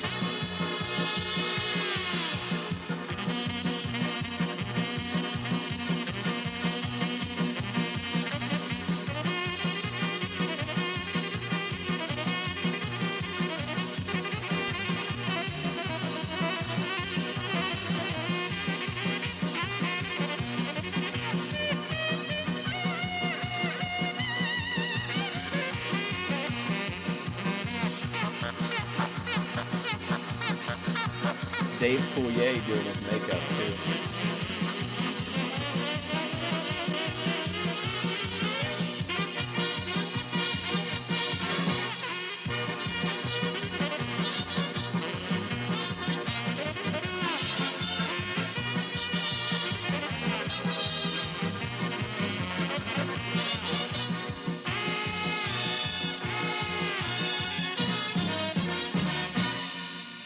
Well, Doug, I guess there's no clowning in the clown business. No, they didn't like me. I'm no good. Well, your life with the circus was limited. Limited. Very, very limited. Wow, now he's bagging on their talent. Limited. How long did it take you to get all that makeup off? Oh my God, this guy, he rubs my face like this, and then he says, by the way, do you wear contact lenses? As a matter of fact, I do. Oops! Well, what do you expect from a clown? Hey, we've reached the end of our predetermined allotted time period here on the television tonight. Good night, everybody. Wow. Okay, guys, I gotta go. I will be here tomorrow for Memphis. Thank you very much for hanging out. I appreciate it. Hopefully, I will see you soon.